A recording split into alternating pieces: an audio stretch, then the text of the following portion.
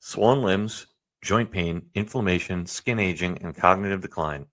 Did you know these are just a few of the awful side effects that you can experience due to poor blood circulation? Before you reach for that bottle of ibuprofen, you may want to read the laundry list of side effects on the back of the bottle. It's ineffective, expensive, and downright dangerous, especially for seniors. It's temporary pain relief. It's only masking the true problem. To top it all off, ibuprofen doesn't even get to the main cause, which is inflammation. Right now, you can go to getkrill.com/treason for a special 66% off offer. Researchers are saying to add this Antarctic super nutrient to your diet. I'm talking about omega-3 fatty acids, but not just any form of omegas. These omega-3 fatty acids are sourced from wild-caught krill. The omega-3 content from krill oil has been shown to support healthy blood pressure, circulation, brain health, as well as to help reduce inflammation, swelling, and joint pain. In fact, some report it outperforms ibuprofen and without any of the side effects. Better yet, for a limited time, you can grab Native Path Antarctic Krill Oil for up to 66% off. Just go to getkrill.com/treason right now to get this special free shipping offer. That link again is getkrill.com/treason.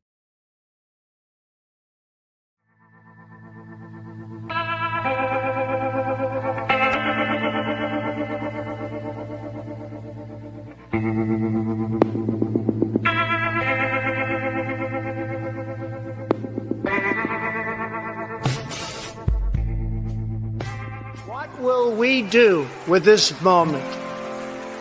How will we be remembered? Look at the opportunities before us. This election really isn't about the left versus the right. It's about we the people choosing our government and the choice between freedom versus tyranny. Nobody has a chronic disease burden like we have. Why are we allowing this to happen to our children? Ultimately, the only thing that will save our country is if we choose to love our kids more than we hate each other. What is going on here is deeper than politics. It is deeply spiritual. We are being called to rise above the hatred and the fear and the evil. We need to remember above and beyond that we must love our neighbors, that we must treat other people as we hope to be treated. You want to be a rebel? You want to be a hippie? You want to stick it to the man? Show up on your college campus and try calling yourself a conservative. America is going to reach heights that it has never seen before. The future is going to be amazing!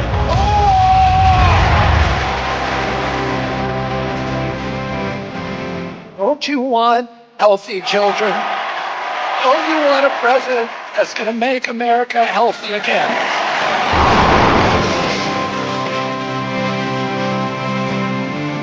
I come to you today as a former Democrat. I will be a first-time Trump voter tonight.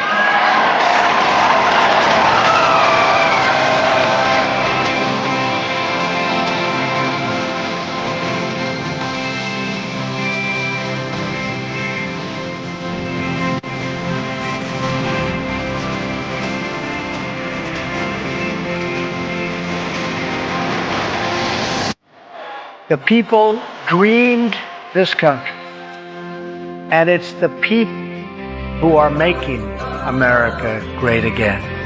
The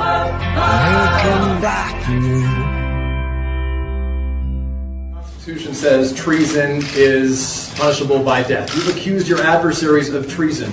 Who specifically are you accusing of treason? Well, I think a number of people, and I think what you look is that they have unsuccessfully tried to take down the wrong person. These are corrupt politicians, fake news, the Comey's of the world, all of the bad things that went on. It's called the swamp. And you know what happened? And you know what I did? A big favor. I caught the swamp. I caught them all. That's treason. That's treason. He is a criminal. He's a criminal. He got caught. Read his laptop. And you know who's a criminal? You're a criminal for not reporting it. You are a criminal for not reporting it. Joe Biden is a criminal, and he's been a criminal for a long time. And you're a criminal in the media for not reporting it. That's treason. That's treason. I caught all of this corruption that was going on, and nobody else could have done it. And if you look at crooked Hillary Clinton, if you look at all of the different people, there was no transition because they came after me trying to do a coup. They came after me spying on my campaign. They started from the day I won and even before I won, from the day I came down the escalator with our First Lady. That's treason. That's treason. And we've caught them. We've caught them all. And we've caught them. We've caught them all. We've got it all on tape. We've caught them all. And by the way, you gave the idea for the Logan Act against General Flynn. You better take a look at that because we caught you in a sense. And President Obama was sitting in the office. He knew about it too. So don't tell me about a free transition. That's treason. That's treason. Awfully good that someone with the temperament of Donald Trump is not in charge of the law in our country. Because you'd be in jail. Secretary Clinton. Issued executive orders keeping open Guantanamo Bay. They wanted to close it. I want to keep it open and use it for the rest.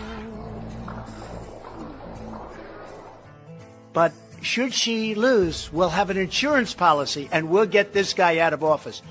And that's what they said, and that's what they meant. That's treason. That's treason. They say, holy shit, they caught us. They caught us. What story, Mr. President? You'll find out.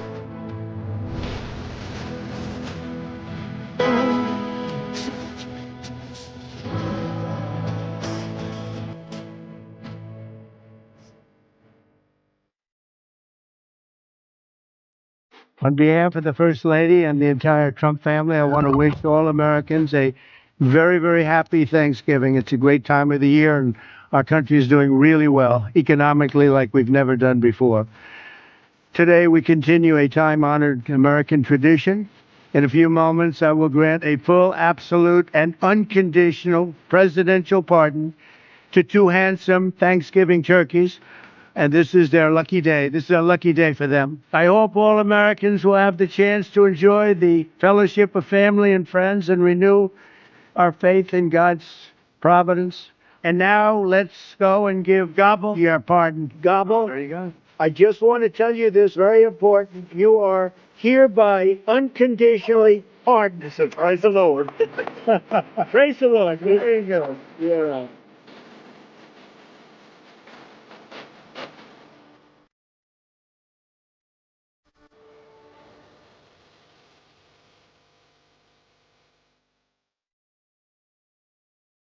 And welcome, everybody. Good evening. Happy Thursday, November 26th. Happy Thanksgiving to all of our American friends out there and across the world that are celebrating today. It's good to be back with you.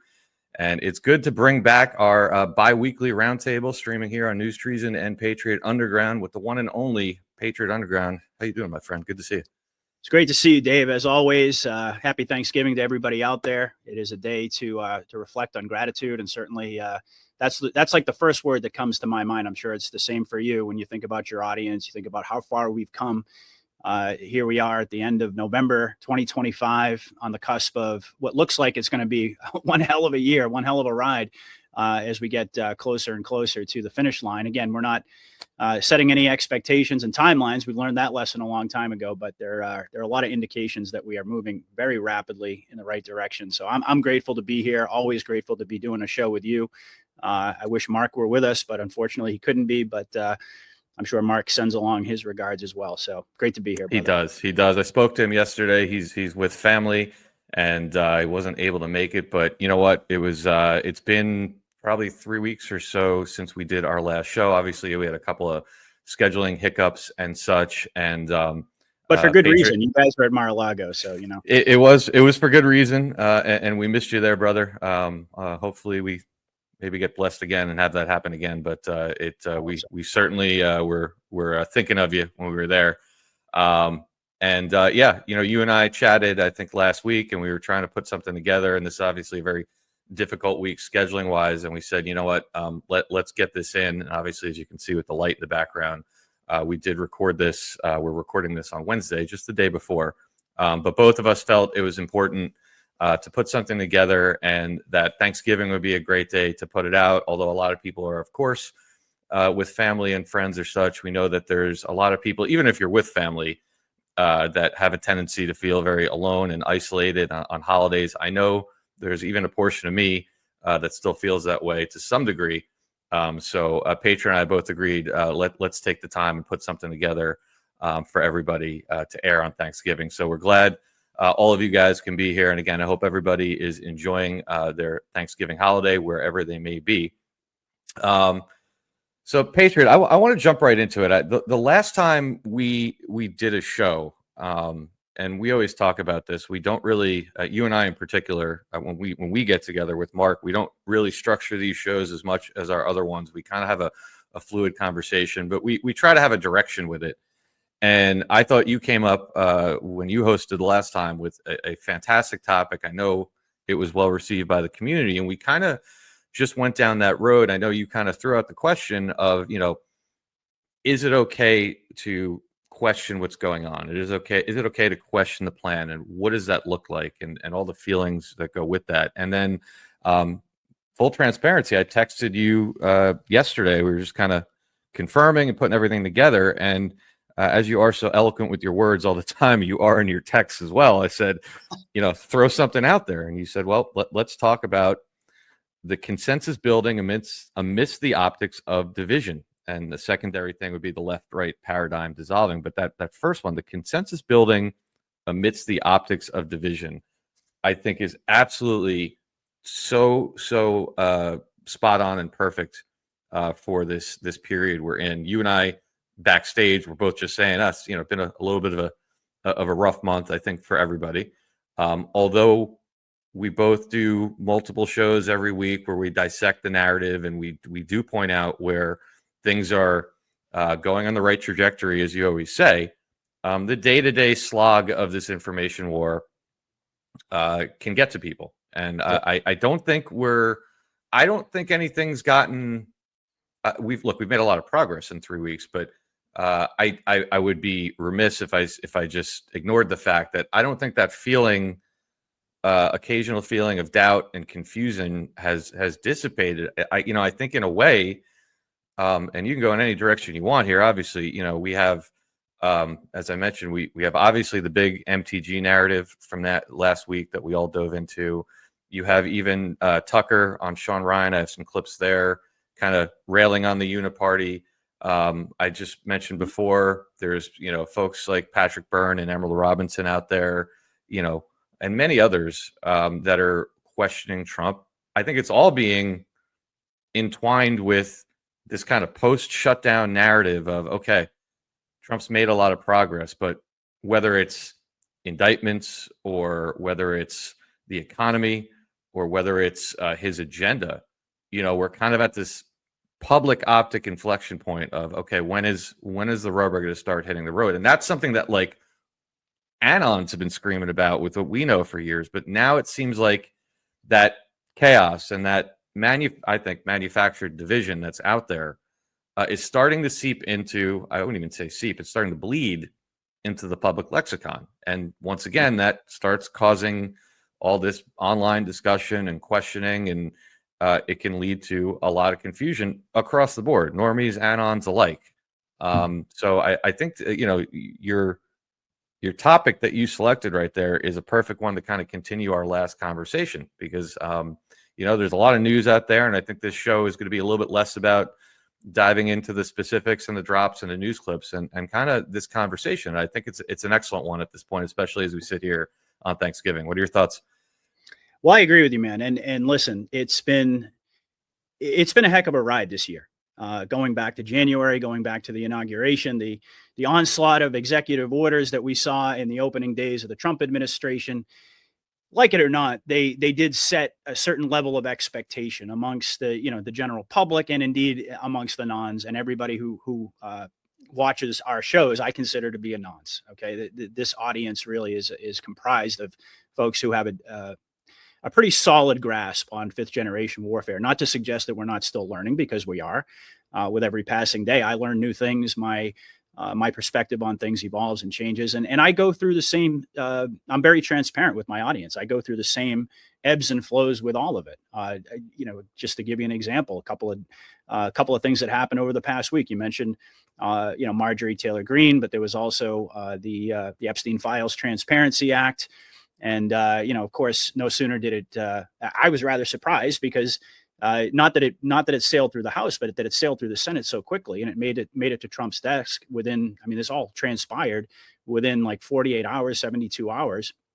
And then immediately the big question became, okay, well, what's Pam Bondi going to do with it? She's going to redact the shit out of it. It's going to be a nothing burger, and then there was, of course, the dismissal of the indictment against Comey, of course, without prejudice. I do believe that that's going to boomerang back. It's pretty obvious that that's the direction it's headed. But these are just a couple of examples where we really have to disengage from the emotion and disengage from the movie and look at it logically and objectively. And that is not always easy. It's not always easy for me. I actually posted the other day, like, another day, another rug pull, this stuff is getting old. And, that's how I happen to feel in the moment. It doesn't mean that I'm blackpilling. It doesn't mean that I don't trust the plan. It means that, I experience, as I'm sure you do, and all of us, we're all human, that certain level of frustration because we've been in this for years. And we want to, like you said, we want to see the rubber meet the road. And I do believe that ultimately that's going to happen. But again, we also have to keep in mind the nature of fifth generation warfare and what it really is designed to do, the way that it operates, the different players that are involved. So often we get wrapped up in the optics that are going on without even really realizing it, because we immerse ourselves in social media. We listen to all of these different perspectives of people that we really, a lot of folks that we're suspect of, but also people that we have a lot of respect for. And they're putting out all of these contradictory ideas. And at a certain point, sometimes it feels easier in the moment to just kind of throw your hands up in frustration and say, man, this is just a freaking mess. And, it's time for them to end the movie. We all go down that road. And I don't think that there's anything wrong with that, having those moments. It's part of the process. But more importantly is when we get to the other side of that. So we always talk about the 48-hour rule, 72-hour rule. What ends up happening inevitably is we always have a different perspective once that time period elapses. And it's been a crazy year. I don't think that just in terms of expectations, whether they were spoken or whether they were just kind of concealed by all of us back in January, I don't think a lot of us anticipated that by the time we got to November, we would kind of have this general vibe that you pretty much outlined within the community, that folks would be really experiencing so much of our own cognitive dissonance. I think in a lot of ways we anticipated that it was going to be all the normies out there, and we would kind of be sitting back, just enjoying the show and with the popcorn and everything else. We didn't necessarily anticipate that we were still going to be very much engaged in this ongoing war. And indeed, that's been the case. So I think it's a great conversation to have. We all follow the daily events, all of the updates and all those things. But when you and I and Mark, we get together, we kind of tend to scroll out a little bit and we zoom out and we look at the big picture. Because I think at this stage of the game, your audience, my audience are so well educated in terms of, they're up to speed on all the events. It's almost like there's nothing we can talk about that folks haven't already heard. We give our own perspective on it, but I think that at an even deeper level, people need that sense of perspective, that 40,000 foot view, to be able to keep themselves balanced, to actually be able to protect their mind and really disengage from the emotion. It's an ongoing struggle, but that's what we're here to do. And I consider it to be an honor to be in a position to be able to provide that for the audience. So we have a number of different things that we're going to go through today to, I think, to make that case that we are very much on the right trajectory. There's never been a time, quite honestly, despite whatever I experienced personally in terms of my own frustration, there's never been a time that I've doubted the Q operation. I've gotten frustrated with it. I've even criticized it at certain points, but I've never lost sight of the big picture. And I've never gone down that road of thinking, oh, this is all just a psyop. We've all been duped and all those types of things. It's like I have, and that's actually something that I'm I'm kind of proud of, given the fact that we're engaged in all of this craziness, and I know you're right there with me, you and Rambo and the guys at, Abs and Stormy and, this sort of, relatively, and Mike King, of course, and there are others as well who have held the line through this whole process, and we've done that really not so much for ourselves, but on behalf of everybody out there. So, I'm very much looking forward to diving into some of the information we're going to bring you guys. Not the least of which was a poll that I just came across and posted about a half an hour before we came on today. So I think it's going to be a great message to deliver to everybody. Yeah, actually, I want to jump into that, but before we do that, it's interesting. I was speaking to somebody the other day, our good friend Sean, otherwise known as the Conspiracy Therapist 17, from most people here know him from the Call-In Show, and he's kind of started a podcast on Sundays where he really just focuses on helping people, speaking to people, and helping them navigate their awakening, and that can be a very difficult and challenging and even dark task at times. And I gave him an analogy. He said, you should really use that. So I think now it's actually the perfect time, right? I know you've been through this. I've been through it. I don't know that there's too many people, except for no, I think even the OG Anons reading the drops in real time went through it. That period where you believe that you're going to get this aha moment, or you're going to get this big giant, boom, as we call it.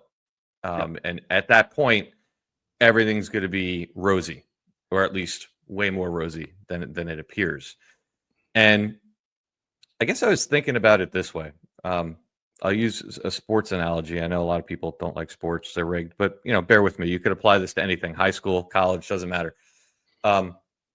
If you've ever even watched any type of sport, whether it's a baseball game where somebody wins a World Series with a home run, right, a walk-off home run, or a hockey game, it goes to overtime, it's Game 7. The next goal that wins the Stanley Cup, or football, or any of those. Anyone that's ever followed any kind of sport knows there is no feeling like watching a team win a series or a championship with that last second goal, that sudden death goal, or that that ball that flies over the fence.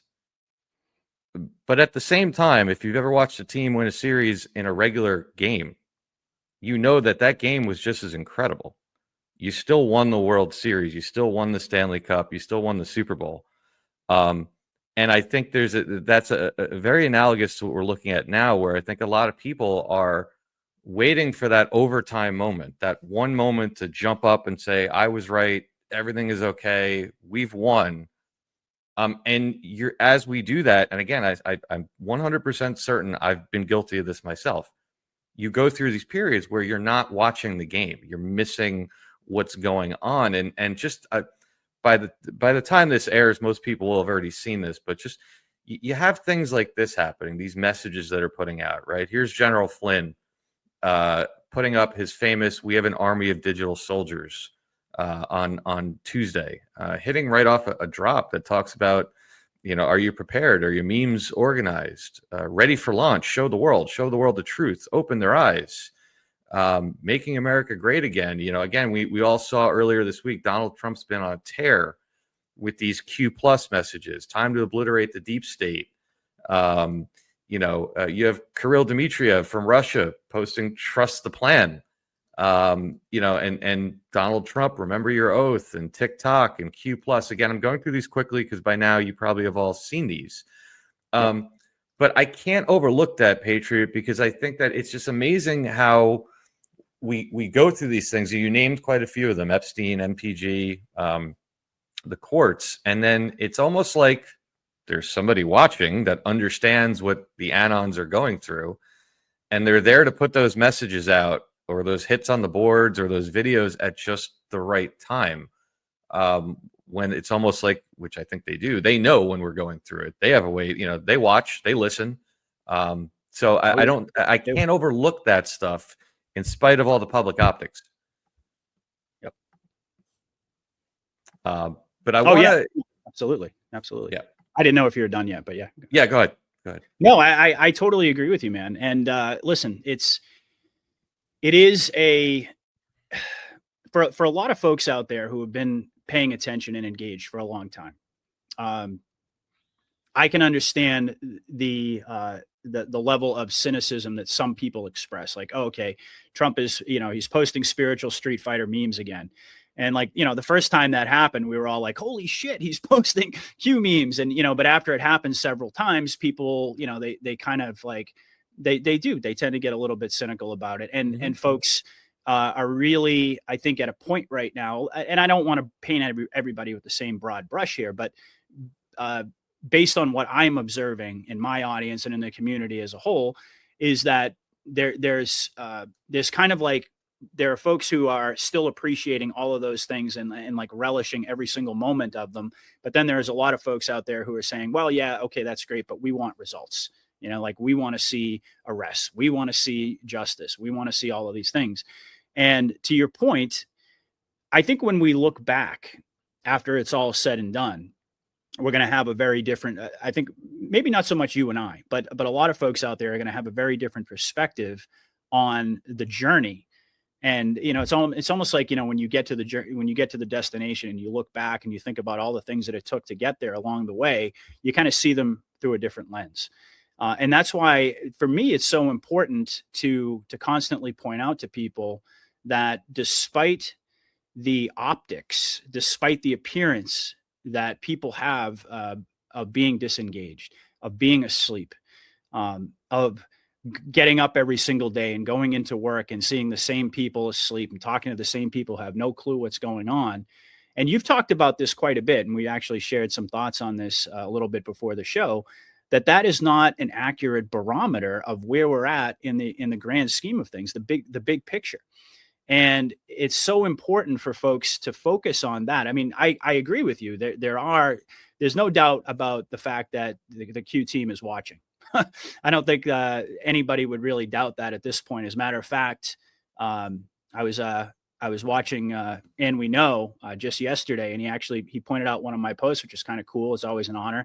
But it was, I was talking about the consensus that's building on the Epstein files and how that ties into, the overall rationale from the movie, and saying that, I personally think that it's okay to demand, to get very loud and vocal about, wanting to see justice, wanting to see people be held accountable, but also keeping our eye on and never forgetting that we are in the midst of a fifth generation war. I think you can kind of do both of those things at the same time. But the reason that I bring that up is that he highlighted the post, but he also brought up in conjunction with it, this was Q drop 1604, if you want to pull that up real quick. And, it's in the context of the people of Iran, but as we know, the Q drops, the context can be applied in various different ways. As we know, double meanings exist. But I'll just go ahead and read what from the second line. The people have the power, rise up and demand they be removed. So I think Q is telling us there that it's okay. It's actually part of our duty to be vocal, to not rise up violently, of course, but rise up in terms of our voices, make our voices heard. That's, be loud. I mean, it's all over the Q drops, but then it goes on. At some point, military generals will act with the will of the people, because their soldiers are those same people and have no choice. Now, again, he's tying that in the context of Iran, but I think it's very much applicable to the message that I was trying to convey to folks, which is, and what you actually just said, that the Q team is monitoring. They are paying attention to where we're at, and they know better than anybody else out there the ebbs and flows of this operation. They're telling us right there, we stand with you. And this is probably the most important line, we are monitoring the situation closely. All right. So you could take that and you could say, well, he's just talking about Iran, but anybody who's worth their salt as an Anon knows, as I just mentioned, that these statements that Q is making were designed to reinforce the very subjects that we're talking about now here in 2025. And that post was written back in 2018, something like that, I think. So, there you go. It's an ongoing process, and it's very important for people to understand that we're not alone. Okay, the Q team told us that not only that they're monitoring, but we're with you. We stand with you, patriots. We're here. You actually responded to the poll that I just posted with "We are everywhere, Anons." So that message has been consistently conveyed, and I do believe it's incumbent upon us as people who have platforms, who have communities, to be able to remind folks that it's the level of frustration that people feel is totally understandable. Okay, because we don't have a full picture, and we're in the midst. We're really in the trenches of this information war. We're the ones who have to navigate all of this information and disinformation. We're the ones who have to help our audiences make sense. And a little bit later, we're going to talk about that Substack article that you sent me, which is a great one. I don't remember the individual's name who wrote it, but I saw that circulating quite a bit on social media today about blackpilling, okay, and what that really means, what that really looks like in the context of fifth generation war. And he talks about it from, I think, 3 different very important perspectives. So, yeah, I mean, I think all of this stuff is it's absolutely vital for us to remember that the Q team is there, and they're watching, they're monitoring.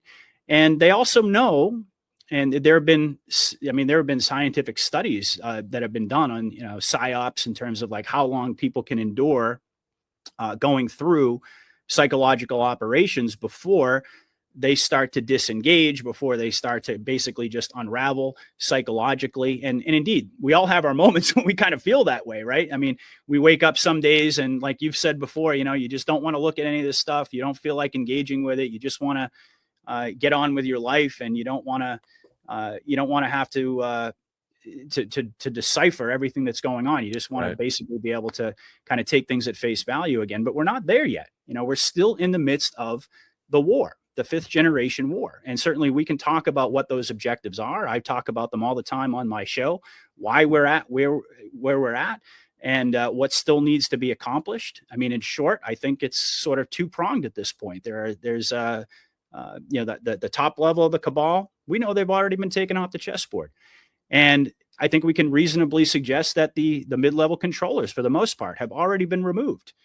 But it's still that lower level of the pyramid, if you will, that has the largest amount of individuals, as you've pointed out many times, 600,000. I mean, you were the one pretty much who spearheaded that whole conversation about the 600,000 plus sealed indictments on Pacer. That's a lot of people. So there is indeed a very active and kinetic cleanup operation that's going on. But also, we're engaged with probably the biggest hurdle, the biggest challenge of all, which is to wake people up, but to also make it seem organic for all the reasons that we've discussed. Because you just can't open up the Pandora's box, so to speak, and dump it out all over the place on society and think that that's going to go well. And how do we know that? We know that based upon our own personal experiences. I mean, when you try to red pill somebody, it's like the fire hose analogy, right? You just spray that fire hose in their face. What's going to happen? People are going to run. They're going to get violent. They're going to react with all types of counterproductive behaviors. They're not going to simply accept it. It has to be a drip, drip, drip. It has to be, like Q told us, crumbs are easy to swallow. And as hard as that may be, that's a tough pill, I think, for Anons to swallow sometimes, that we still have to be feeding the crumbs to all the normies out there. But again, if you look at the big picture, what's this all about? It's about the Great Awakening. It's about unity. That's the end game. That is the objective. I would make the argument all day long that the kinetic aspect of this war was the easy part. The psychological operation, the mission to wake everybody up in the way that I just described, that's the hard part. And indeed, that's the hard part for all of us, because like you said many times, we are so far ahead of the curve in terms of the general population. But we also have some good news, I think, to report a little bit later when we get to that poll, to point out that, sometimes you may think that we're the only ones, we're just like on an island in the middle of the ocean by ourselves. Not necessarily true. So Amen, brother. Things are really important. Amen. Yeah, that poll. You're gonna in a little bit. We're gonna get to something really positive that Patriot dug out that I think is all Anons will want to see. But I just want to respond to a couple of things you said there, which I think are well, all of it's spot on, but a couple of things that are worth highlighting. You talked about the notion of demanding justice. And I think it's very easy for us to sit here and say, well, we've been demanding justice for 8 years now. But then you have to look at the public at large and say, let's just take Epstein, for example. Epstein, without diving into too many details on it, I don't think there's too many people alive that aren't demanding those files, right? On both sides. Yeah. And we have receipts on it, by the way. Right. Where have we been? When was the last time as a nation we all stood together on both sides of the aisle and demanded something? Post 9/11, maybe? I'm thinking, yeah, the days after 9/11 was the only time in my life that I can remember. I can't think of anything else since then. And I mean massive big things. I'm not talking about like, charity stuff and things that obviously everyone gets. But when was the last time there was a political hot potato of this degree where we all stood together, where the Congress voted 434 to 1, and where everyone on both sides of the aisle, as Donald Trump sits there and plays them masterfully, in my opinion, but everyone is demanding the same thing. Look, it's building that way with Cash and the FBI, where people on both sides are saying he's not doing enough. Bondi's not doing enough. Now, you have to decide, are you believing that they're actually feckless, or what something that you mentioned, manufactured consent? Well, what is kind of the step before manufactured consent? It's manufactured outrage, right? You have to get mad about something, right? Your car's got to break before you take it to the mechanic to fix it. Your deck has to collapse before you call somebody to repair it, on and on and on. Mm-hmm. And it's that middle stage that I think we're in, which, as you said, when the topic, the optics of division, well, that fosters right into manufactured outrage. And again, we're going to connect this later to that Substack you mentioned by Eric Carlson on blackpilling, right? Because I think a lot of people, see, they may categorize Marjorie Taylor Greene as what she did was quote unquote blackpilling, right? And then we react in a blackpill way. Well, why is that happening? Well, I personally I continue to remind myself, well, listen, where is the public at large? And again, like you said, don't look at the same three people you're always talking to that you're trying to jam it down their throat. Like, go out and talk to some people, walk around, talk to random people, ask them questions, like basic questions, like, do you believe what's on the news? And most people are going to go, no, they're all lying. That is a shift. That's a major shift. I always remind people when CNN and MSNBC lose 80% of their audience in the last 3.5 years, what does that tell you? But I want to jump over to, I pulled a couple of clips from Sean Ryan, ex-military, ex-CIA operator, with Tucker Carlson. I believe this got posted over the last 24 or 48 hours, relatively recently. Already has over 2 million views. And again, there's not going to be anything earth-shattering that you're going to see in here in terms of intel or anything like that. But I think it's important because, look, 2018, 2017, when Sean Hannity was out there every night trying to expose Russiagate in real time, well, that was the mainstream media. Well, he was talking to about 3 million people. Well, these people are talking to 3 million people, and they are now in 2025. And these are not the conversations that Sean Ryan and Tucker Carlson were having in 2022 or 2021 or 2020. It's in 2025. And they're having questions about exactly what you talked about, Patriot, that I think demonstrates why manipulating the seagrass, if you will, and I know that's, people don't like the term manipulating, but that's what it is. Look, General Flynn in interviews has talked about fifth generation warfare. He said it uses deception. He said it uses outright lies, right? And then the impact that that's going to have on people. Well, this conversation here, I have a few clips. We can just run through them, do some commentary if we want. Sure. But I think it's important to highlight that I would argue 80%, 90% of Anons are not watching Sean Ryan and Tucker Carlson because it's for a different audience. So the question is, what audience is now going through the cognitive dissonance that they describe in this interview versus where we did in 2017, or for me in 2020, or for other people in 2018? And you can start to see why Patriot said it perfectly. that it is progressing this way. Look, you could even throw Alex Jones in there, right? Alex Jones was the first ones to be ringing the alarm bell, whether you like him or not, right? He was calling out things, getting people riled up, get scared, learn all this stuff about the world before many of us even knew. Then we went through it because of the Q operation. And now I think they're speaking to a different audience. I have a few clips, Patriot, we'll just blast through them and see where we go with this. But this is pretty much how they open the podcast. This will be interesting for me because I actually haven't seen this yet. So yeah. All right. Well, let me just language warning. They both drop a lot of F-bombs. Can't do anything about that, but even Tucker. I mean, yeah. It's funny. Tucker just doesn't care anymore. He drops F-bombs all the time. He's getting more and more hardcore with every passing day, man. I love it. I love to see it. But, yep. Well, I mean, holy shit, dude. Yeah. I know. What the fuck is going on in the world? Well, there's a spiritual war underway, which I didn't take seriously enough. And you can't understand anything that's happening unless you understand that. I leaned out. Just like we were talking about this. I just had to lean out. I can't tell what's real anymore. We talked about that on your podcast. It just keeps getting fucking worse. And I'm just looking for, I'm just looking for something that I can have an impact on, and it's getting hard to find. Well, it's hard to gauge the impact of really anything because our timeline is totally distorted. And at least I'll speak for myself. I always think that if I say something that's true, it will have an immediate effect. And there is a kind of vanity to that. Can't anyone hear what I'm saying? I already showed that's a lie. Why aren't you adjusting your behavior? And it's well, because I'm not God, actually. I'm not in charge of anything. I'm a podcaster, which is important to remember if you're me, because there is so much vanity. People are always oh, it's so important what you're doing. And it's really? If I was doing something useful, I guess we wouldn't be here, would we? And that is so frustrating that I opted, we had the song Conversation, wonderful, which I wish was on tape because it was so deep, but I know. Don't worry, everything on Breakfast is recorded.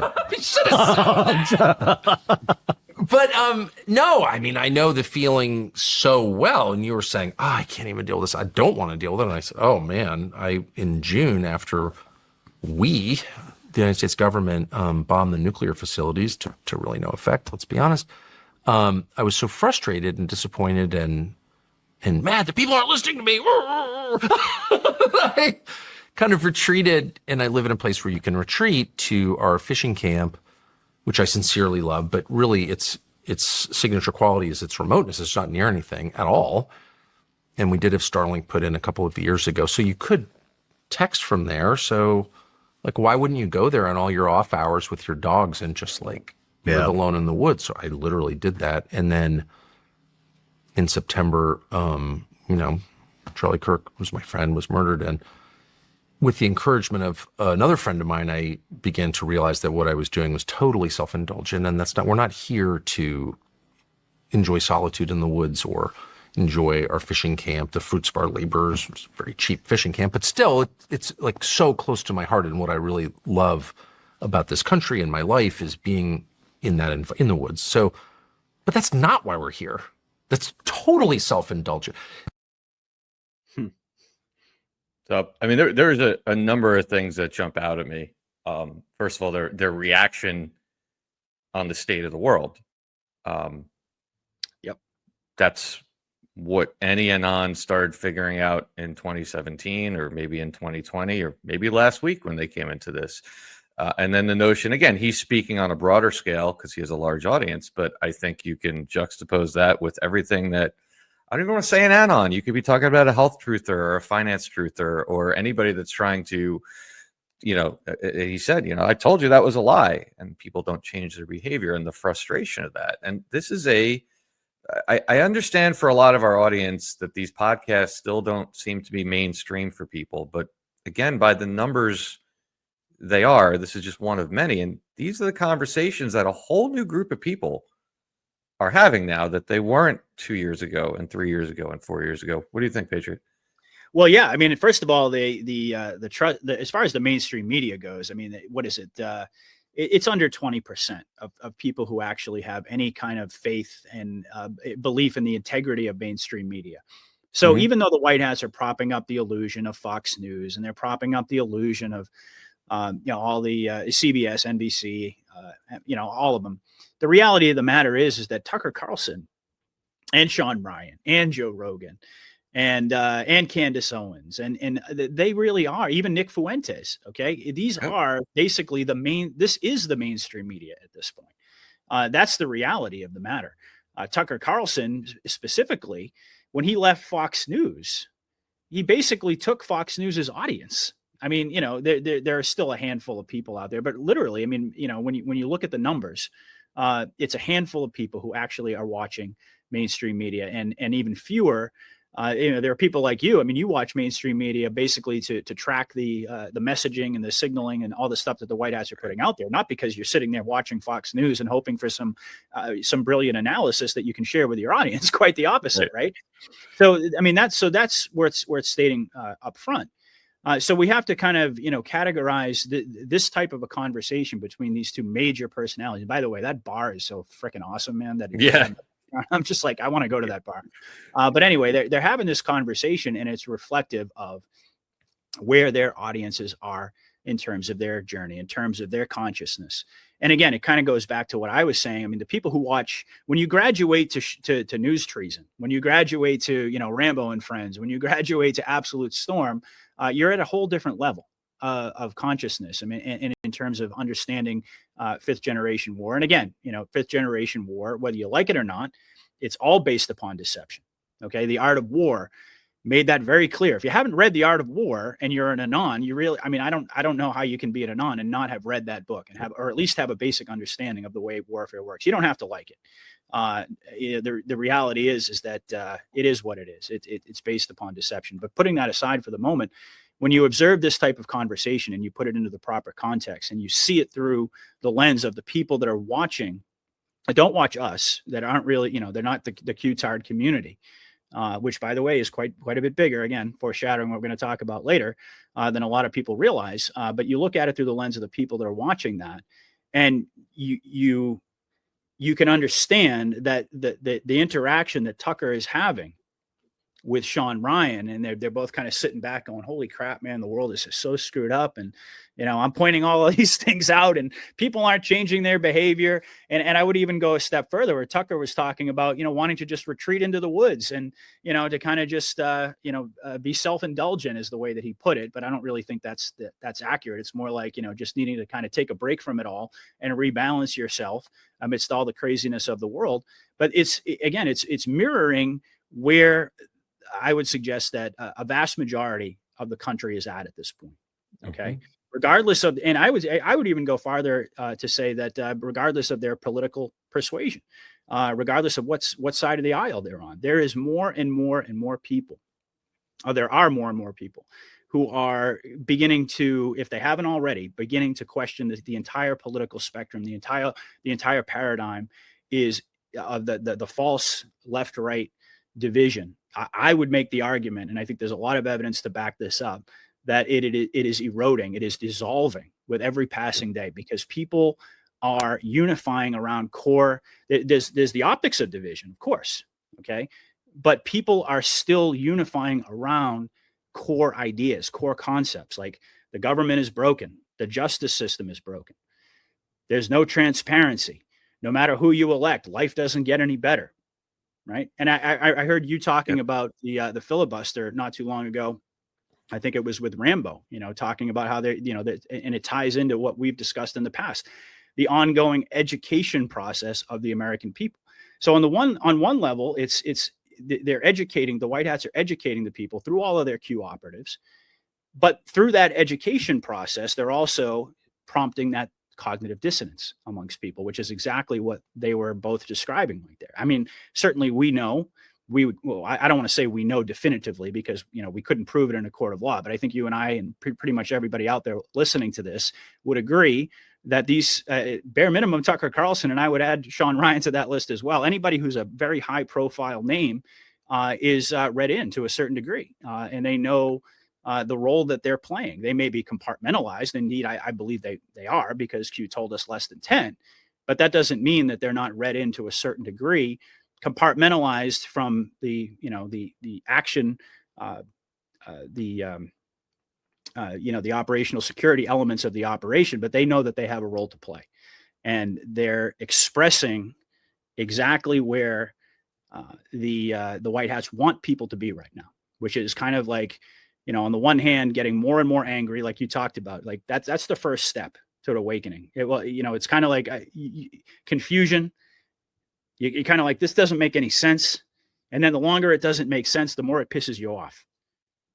And then the more it pisses you off, the more you start to get, you more inclined you are to start seeking out real information, start seeking out the truth on your own, start engaging in levels of exploration that you never would have even considered before.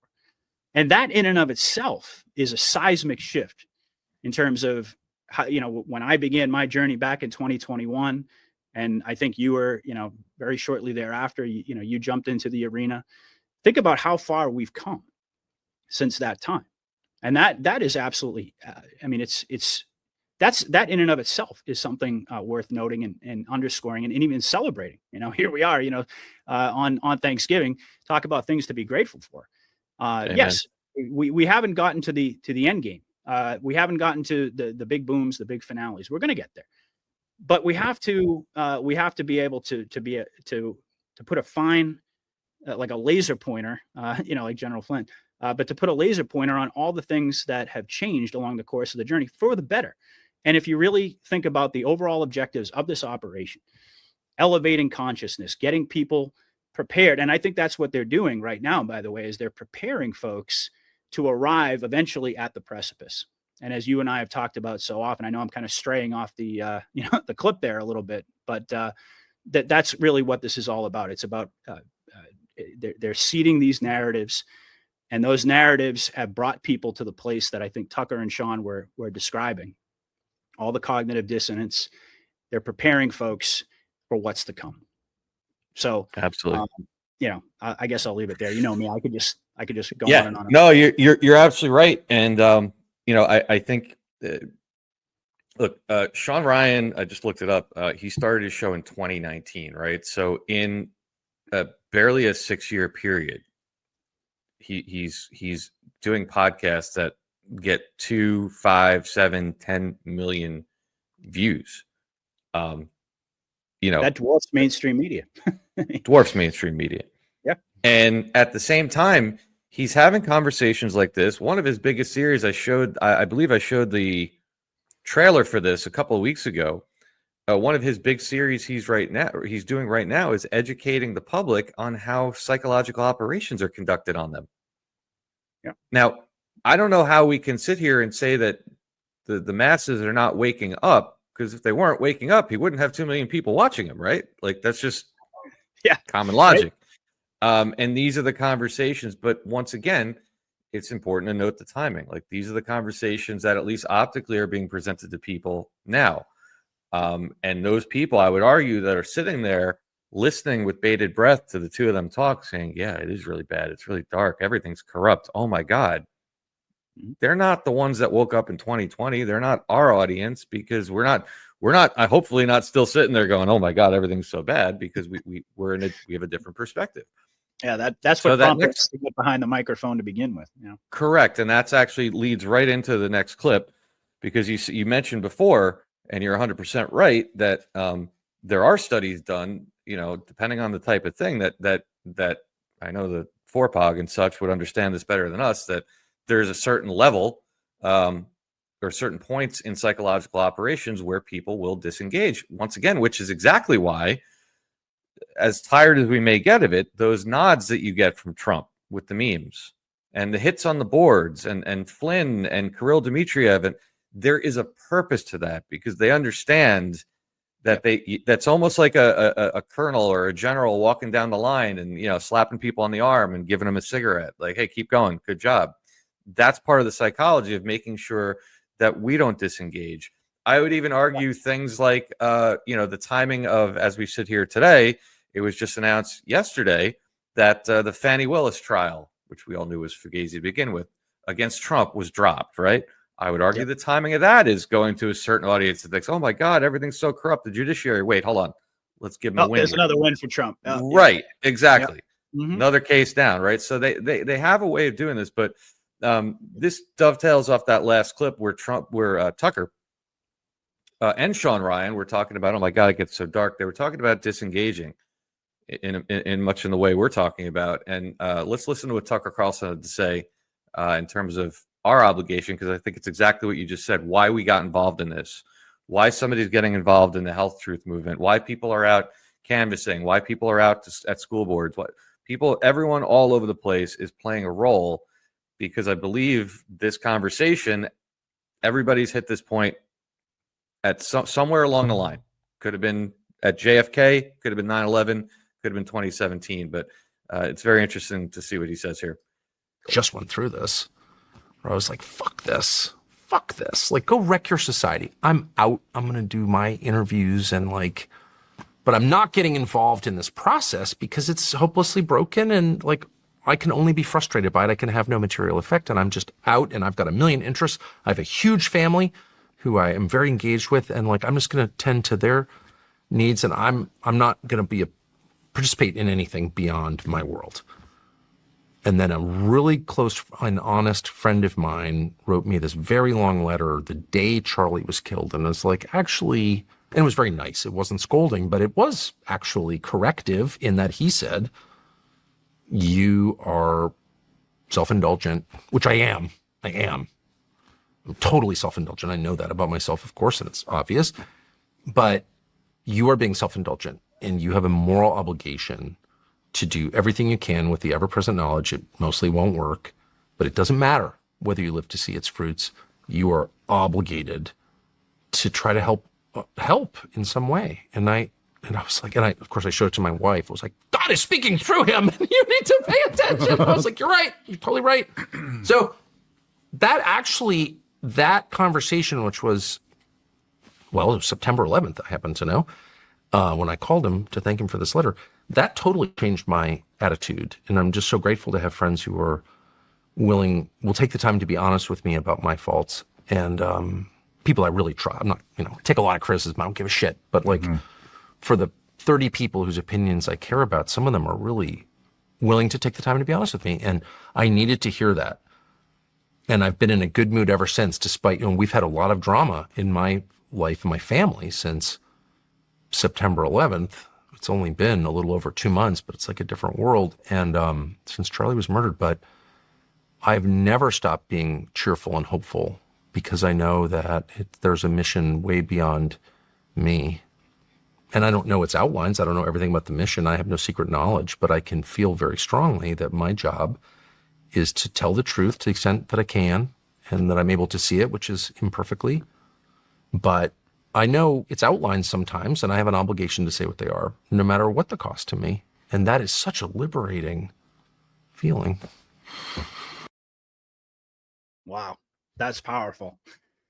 That was amazing. And, it actually reminded me of from the beginning of the previous clip, where they started off basically by characterizing this as a spiritual war. I believe it was, Tucker who pointed that out. And that's something that I always have to remind both my audience and myself, that at the end of the day, that we are engaged in a spiritual war. I mean, it has all these different manifestations, all these different theaters, if you will, but at the deepest level, it is spiritual. And so, as a result of that, we all go through exactly what Tucker just described. Whether you're a podcaster, whether you're a public figure, whether you're famous like Tucker Carlson with millions of people who know your name, or whether you're just, an ordinary Joe who happens to know what's going on in the world. It's a spiritual ebb and flow, because as he expressed there's and this is what I was talking about earlier with the frustration that we all experience. And it's, for somebody like Tucker, it's a lot more understandable. Like when you have that type of reach, okay, when everything that he says is going to be seen by literally like tens of millions of people. Okay. So knowing that about yourself, and then being adds a whole nother level, I think, of both responsibility a sense of responsibility, but also the sense of frustration because, you're putting out your message, millions of people are receiving it. And then, you wake up the next day and you're like, I'm living in the same world. I'm living in the same reality. Nothing appears to be changing. No one seems to be, affected by this. But the reality is, and this kind of, it's going to tie in, I think, a little bit to the poll that we talked about before, is that regardless of who you are, whether you're Tucker Carlson or whether you're, Dave and Mark, or whether you're, just somebody who's watching, okay, all of us are engaged. We all have a role to play in this great awakening. And it is a spiritual divine mission. It's no mistake that, I mean, look, you can get as cynical as you want to about Q being a psyop and all these things, but the reality is it's no mistake that all of a sudden, out of nowhere, in late October of 2017, some anonymous entity started posting on 4chan, and then within a very short time period created a grassroots movement that spread throughout the entire world, and by the way, is continuing to spread. I mean, a lot of people out there, they may think, oh, people are disengaging. Okay, well, maybe on certain days people disengage. I mean, heck, I have days where I have to disengage. I have to take a step back and say, you know what? I can't do this today. I got to focus on my kids. I got to focus on my life, what's going on, everything that he talked about. And by the way, there's nothing wrong with that. As a matter of fact, I think you've used the metaphor before, like when you think about a kinetic war, you can only have your soldiers on the front line for so long before you pull them off, you give them a pack of cigarettes and you tell them to go have fun, and be on R&R for a little while. We all have to do that. It's part of the nature of what we go through. But what he talked about, and, it manifested through that letter that was sent to him by a friend. But it's the same basic principle. We all get called back to duty on a spiritual level. We all recognize that each of us are playing a very, very important role, even if, and by the way, I don't think for a second that we're not going to live to see the fruits of our labor. I think that everybody out there watching is going to actually see what it is that they've been fighting for come to fruition. I agree. But even if, let's just say, that weren't going to be the case. I mean, the reality is things are uncertain. I mean, any one of us today could be our last day. God forbid, we hope not. But that doesn't change the nature of what we're fighting for. It doesn't change the responsibility that comes from a very, in my opinion, it comes from a divine place that we were all roped in, not by Q itself. Q was the vehicle that brought us all together, but it was ultimately a much higher power. It was God himself that called on each and every one of us to play our role and to advance this mission, which is ultimately the Great Awakening, which is the expansion of consciousness, which is arriving at a consensus as human beings that we exist within a false reality. We have an elite class above us that ultimately has lied to us about everything, that manipulates us, that deceives us, and so forth. And we're fighting against that entity. Okay. And that is that's what our calling is. No matter how frustrating it may get along the way, we all get called back, and it happens to me all the time. Again, I have days where I wake up and I'm just like, like Tucker, like, fuck this, like I'm so frustrated, no matter how many times I go through the process, I still am human. We're all human. We all experience that. But what he's talking about there is basically he's conveying a message, which is that each and every one of us, not just the Tucker Carlsons and the Sean Ryans of the world and the Joe Rogans or people even above them like Trump, we all have a role to play in this mission. And it involves it not only does it involve all of us, it requires all of us. It's a military civilian alliance, and each one of us is playing an absolutely crucial role. And if you doubt that, a little bit later, we're going to bring the receipts and we're going to show you that all of the work that you've put in, Dave has put in countless hours. I mean, heck, I wish I could podcast as much as you, brother. I mean, you've been absolutely on fire. But certainly we've made tremendous sacrifices. We've experienced losses along the ways. We've experienced setbacks. We've experienced that sense of loneliness and isolation. I mean, heck, what better time to mention that than on Thanksgiving? I mean, you talked about it in the beginning. Sure, there are a lot of people out there who are listening to this who maybe are still not welcome at their family's Thanksgiving after all this time. And even those of us who do show up to Thanksgiving, sometimes we probably wish that we didn't, because we feel, sometimes you can feel even more alone in a room full of people. But regardless, I'm kind of, I'm ranting a little bit here, so I'm going to wind this down. But I'm passionate about this because, to me, this is ultimately, I believe, and I've been very clear about this to my audience, is that we are not going through this whole process for nothing. This is not. We are not engaged in this 5th generation war just so that we can live in a constant state of frustration and disillusionment and cynicism. Those are all parts of the journey. But what continues to call us back and what continues to rebalance us and bring us all together, the reason that when one digital soldier falls, we extend a hand and we pick them up because we know their heart is in the right place. They're just tired. They're exhausted. The reason why we all feel that connection to each other is because it's a spiritual war. And we are bound together by that divine energy that brought us here. And we are making undeniable progress. I'll just leave it there. Amen, brother. Amen. Couldn't agree with you more. And, I'm listening to you and to Tucker. And, in the first 2 clips, he's describing, they're having a conversation about how dark things are and how, and I've another clip that's going to lead into this, but and frustrating it can be. But then Tucker's coming around saying, we're all obligated to do something, and it makes you think of this drop right here, 4641, where Q told you the swamp runs deep. Sometimes you cannot tell the people the truth; you must show them. Only then, at the precipice, will people find the will to change. And this particular drop adds in brackets to participate. The other ones don't have to participate. This one does. We, the people, have been betrayed for a very long time. Will you stand for God and country, for freedom, for humanity? Where we go one, we go all.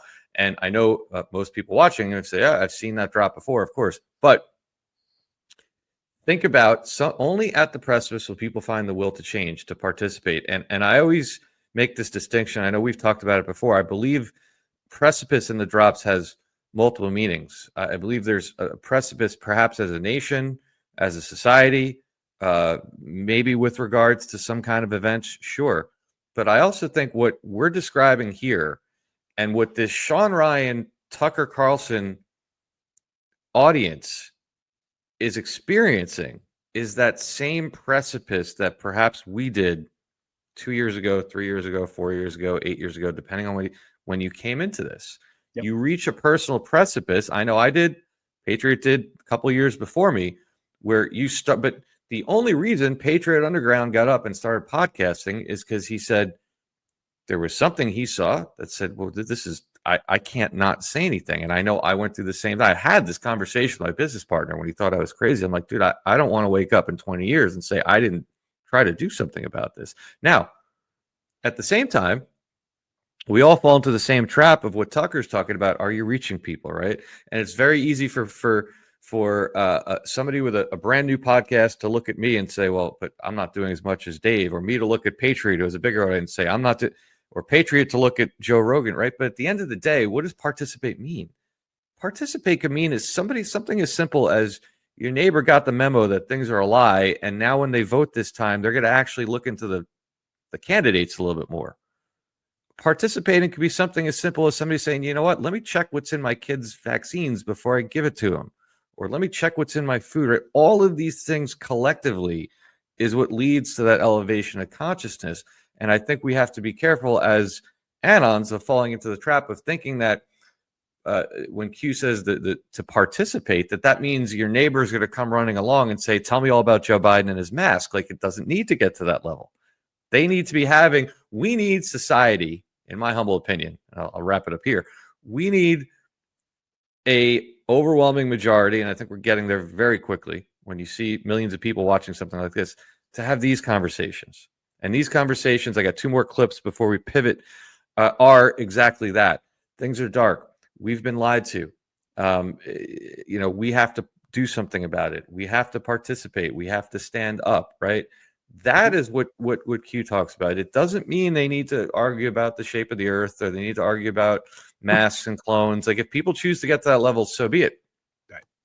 But it's this type of conversation, and that's why I wanted to highlight these 4 clips because I think this is important as in terms of, like you said, the optics of that division we talked about at the top of the show, and kind of why it's happening. And one more thing I'll highlight is you said it in your last set of comments there, that this notion of lack of justice and injustice and this dark period, right, where we don't, that feeds right into pushing to people to the point where they're not only having but listening to conversations like this one between Sean Ryan and Tucker Carlson.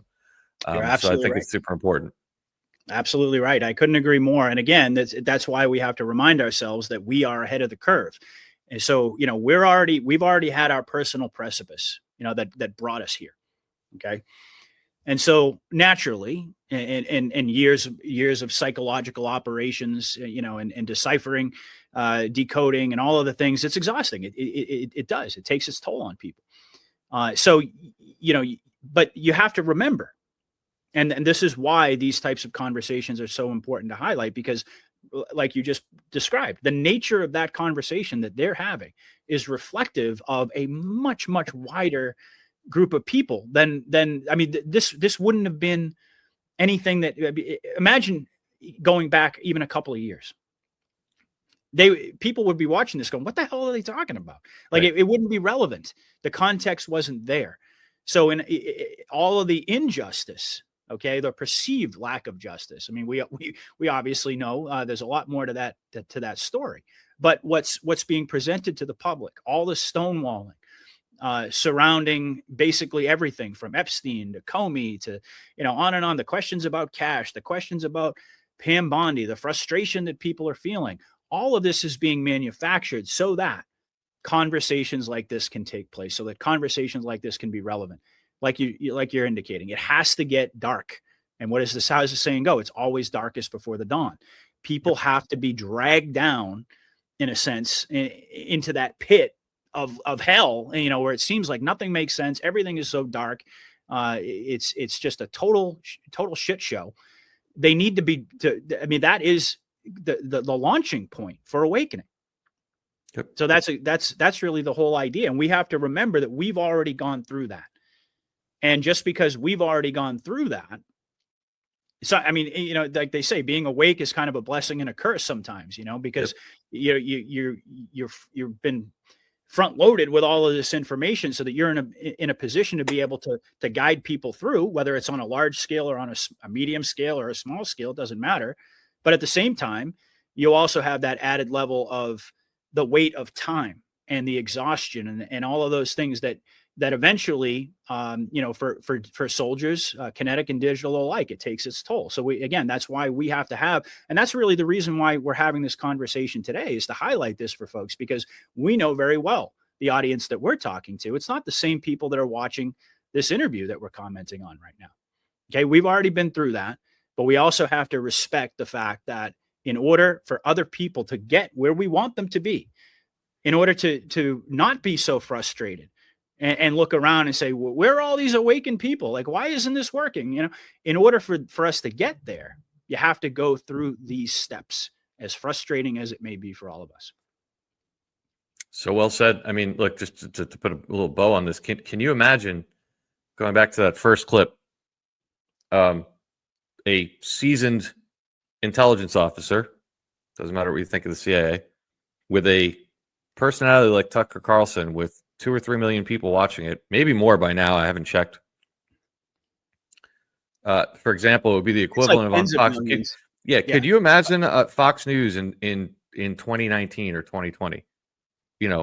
Opening the show by talking about, we don't even know what's real and what's not anymore. I don't know what to.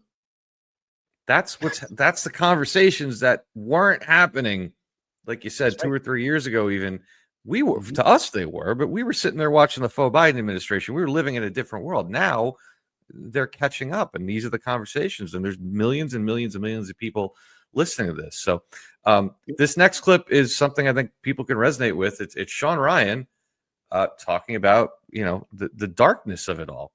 Again, we went through it all at different times, but now this is being brought to a new audience. After doing this and a lot of these interviews, and dude, it's just so fucking dark, man.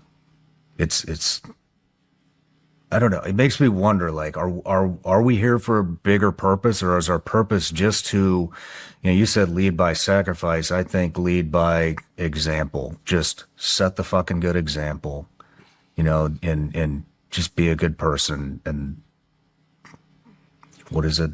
Attraction works a lot better than promotion. Definitely. And that's what my wife tells me. But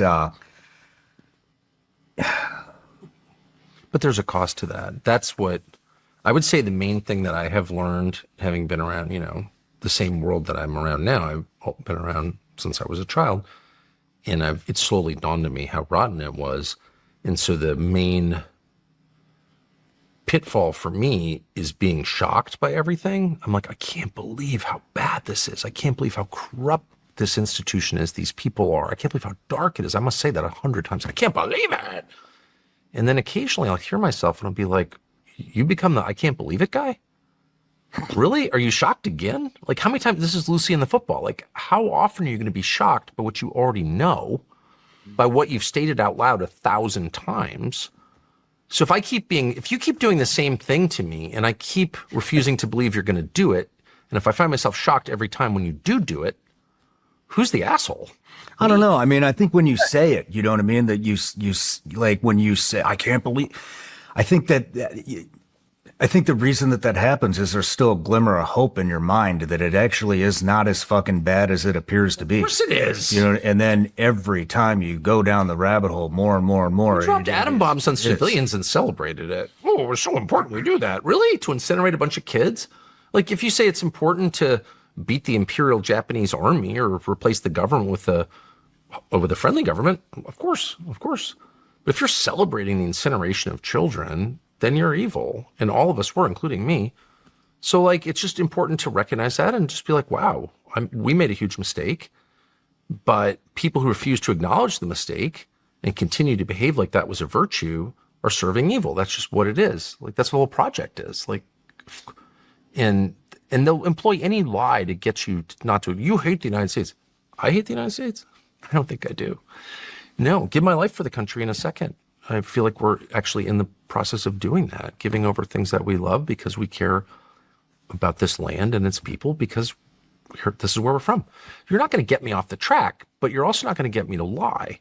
So what happens if you decide I'm just going to tell the truth? You have to tell the whole truth about everything all the time. You're not required to do that, but I'm not going to lie. I'm just going to tell the truth. We're definitely going to get killed if you keep doing that, because whether it's physically or in some way, you are going to suffer. And that's the whole story. That's a story of Jesus. That's a story of his disciples. Almost every one of whom was murdered in the end. Why? Because they were hurting people or stealing from the poor? No, because they were telling the truth. So we already know that.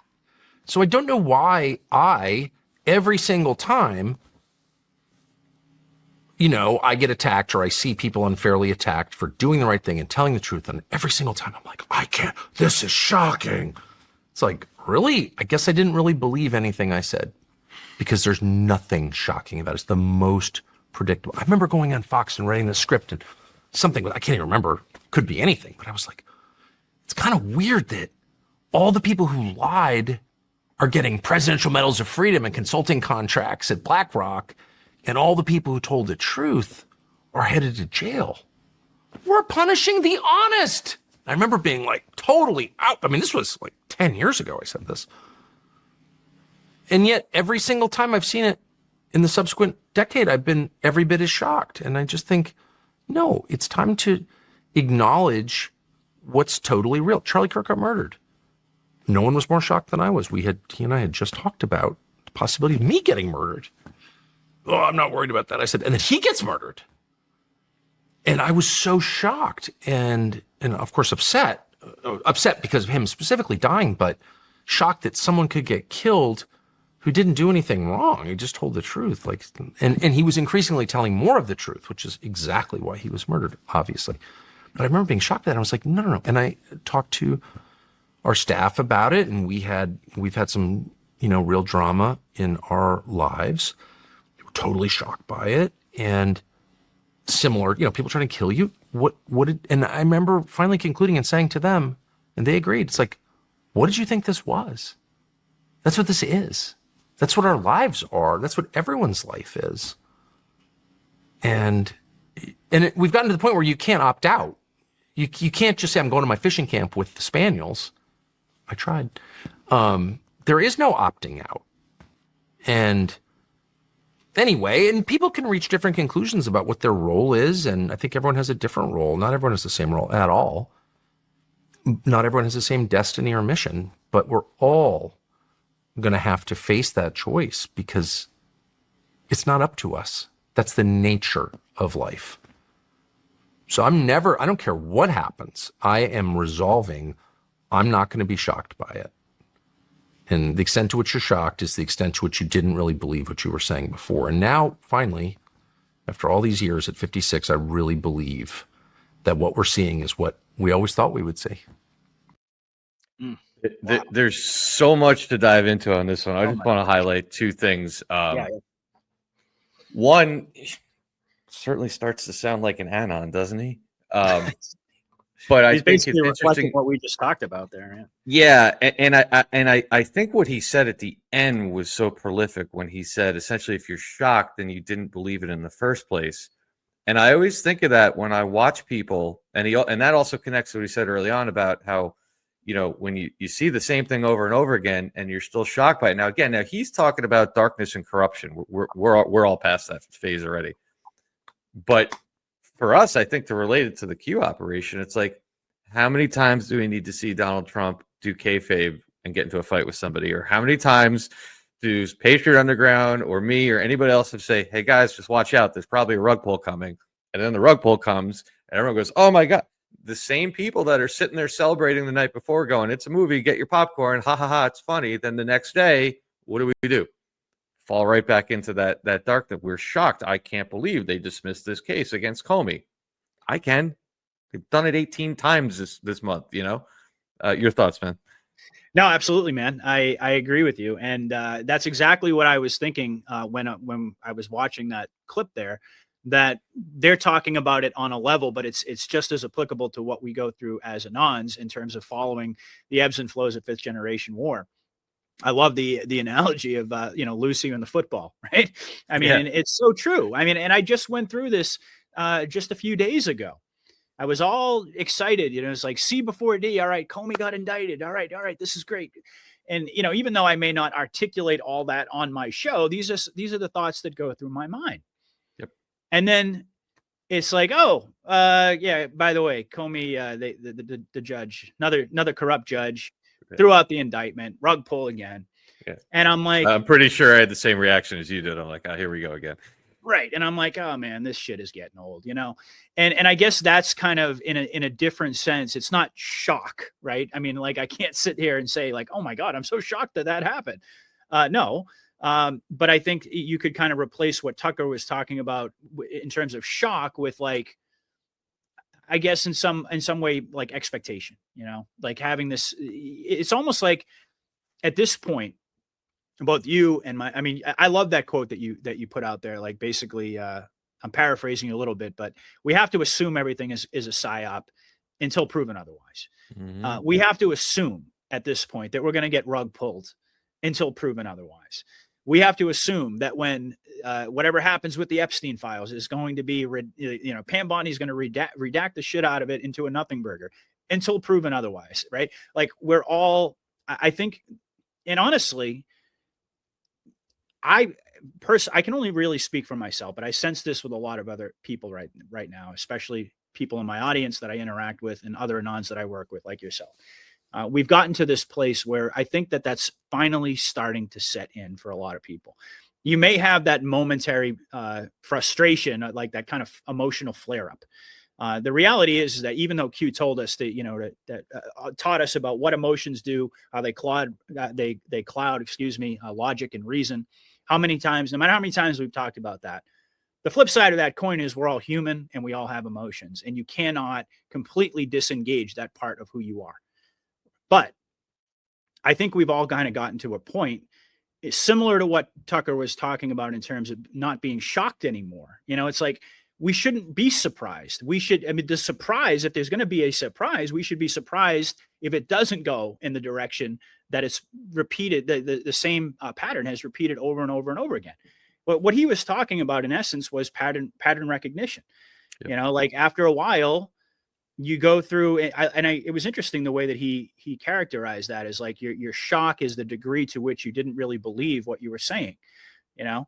And eventually you finally arrive at a point where it's just like, okay, this is the nature of it. This is the nature of the war that we're involved with. This is fifth generation war, and it's going to continue this way until one fine day when we're all going to be wrong, and we're going to anticipate that there's going to be another rug pull. We're going to, you know, be frustrated and have moments of cynicism, and then all of a sudden, boom. And you know, kind of like what you were talking about before, and what we were getting into is like the white hats are monitoring that very closely. They're keeping their finger on the pulse. But another thing I wanted to comment on is you know, it ties back into the nature, the spiritual nature of this war. Some of the stuff that, you know, that Tucker was getting into in that clip as well.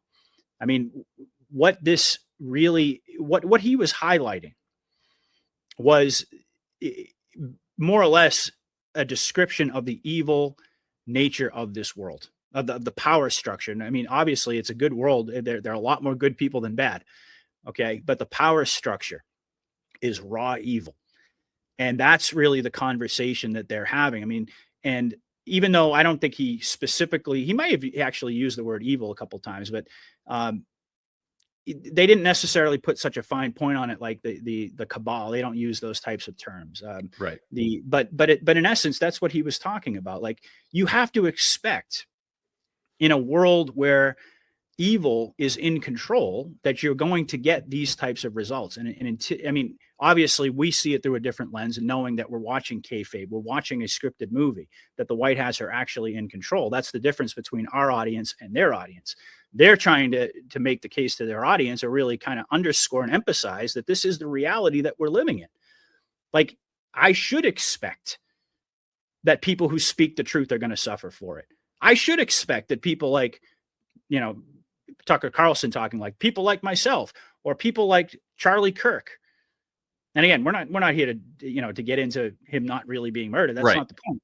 But the idea behind it is like, these people, when you tell the truth in a world full of lies and deception, in a matrix like that, telling the truth is the most dangerous thing that you can do. Yep. Right. And that's really, in essence, what they're talking about. But, and again, this goes back to our divine calling. Essentially, the conclusion that Tucker came to is we don't have a choice. Once you recognize the truth and you're not evil, you have no other option but to become vocal, but to speak the truth and to let the chips fall where they may. And to a degree, I think that's the message that they're trying to convey to that target audience. Like, you've got to make a choice. The world is a dark place, but you can't, I mean, at a certain point, you can no longer ignore. I mean, you're going to go through that cycle of being shocked by it all because you didn't really think it was that bad. In a similar way, you know, to a lot of what we went through over these past several years. Like, just when you think it can't get any more crazy, it does. Right. But, you know, again, this is all part of the messaging for that specific audience that's preparing them for the next level. And, you know, Q told us, how many times have we quoted this post recently? You know, the deeper we go, the more unreal it all becomes. And that's exactly where we're at right now. And I mean, that coupled with the Epstein stuff that's really hitting a boiling point, the fact that the Israel question, the country being saved for last, isn't going away no matter where you go. You can't avoid those conversations. You think that's by accident? No. So that, to me, again, evidences my personal viewpoint that we are very rapidly, I mean, not to set any timelines or expectations, but we are very rapidly moving into a much deeper level, a much more, I would say, in a lot of ways, a much more chaotic phase of this operation. It's going to get more and more crazy until we finally reach the end game. But we were told in no uncertain terms that we are going to get there, and there will be justice. There will be, I mean, how many times did Q say transparency is the only way forward? That's right. I mean, it over and over and over again. There's Q drops that talk about, you know, transparency, equal justice under the law. And by the way, not just transparency, but transparency and prosecution. That was the one I wanted to make sure we hit on. Yeah. Forward.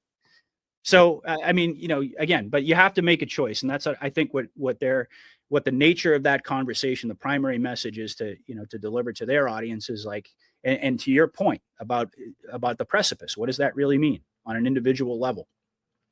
Every single person out there, every human being that has, that's alive and conscious, eventually is going to hit that precipice where they have to make a decision. And either you're going to try to bury your head in the sand and just ignore it all, which I don't even think is possible, or you're going to just accept the reality and embrace the nature of this battle, the nature of this war. Yep. So. This is a drop you were referencing here because I think this is always. I'm glad you brought that up because there's a lot of people that haven't seen all these, but this is Q drop 3178. The only way to regain the trust. I also keep that in mind because Q also understood that they were part of this exposure operation was to completely destroy the trust in the government. So they knew they had to come in, and by exposing this, they were going to destroy the trust in government, in education, in healthcare, in entertainment, in sport. Like you keep going. Right. So they knew this. So logic also tells you, and when you read this, they knew that, well, if you're going to tear all this down, you better have a way to put it back together. The only way to regain the trust, RE equal justice under the law, RE white hat, RE intel, RE FBI, DOJ, Senate, Congress, Five Eyes, our government of the majority of the American people is to provide truth, transparency, and prosecution. And prosecution of all those who knowingly took part in this illegal manufactured effort, attempted coup to take down the president of the United States.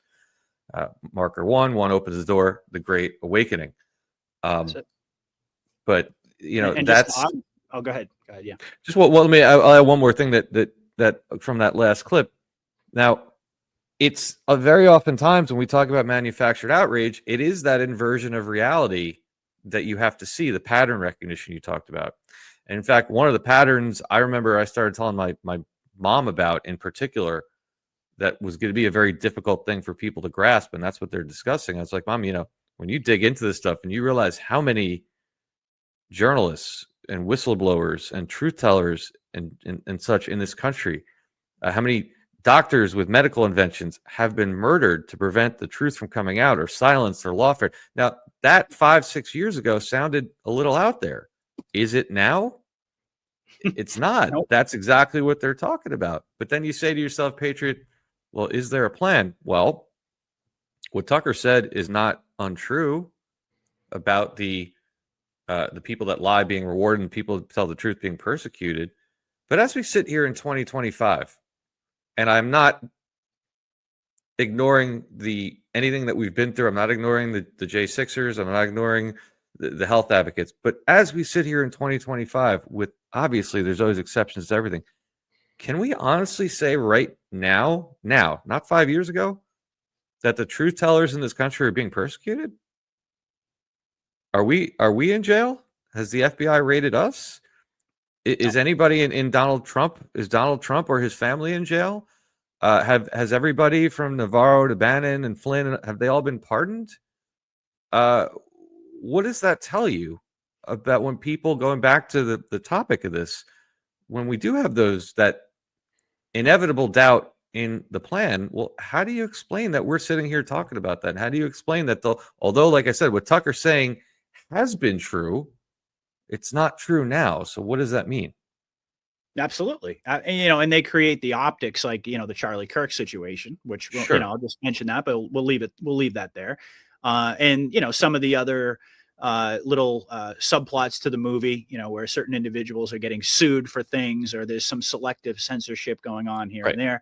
But the reality of the matter is, you're right. I mean, how many times have we said over and over and over, if the bad guys were in control, where we would be right now?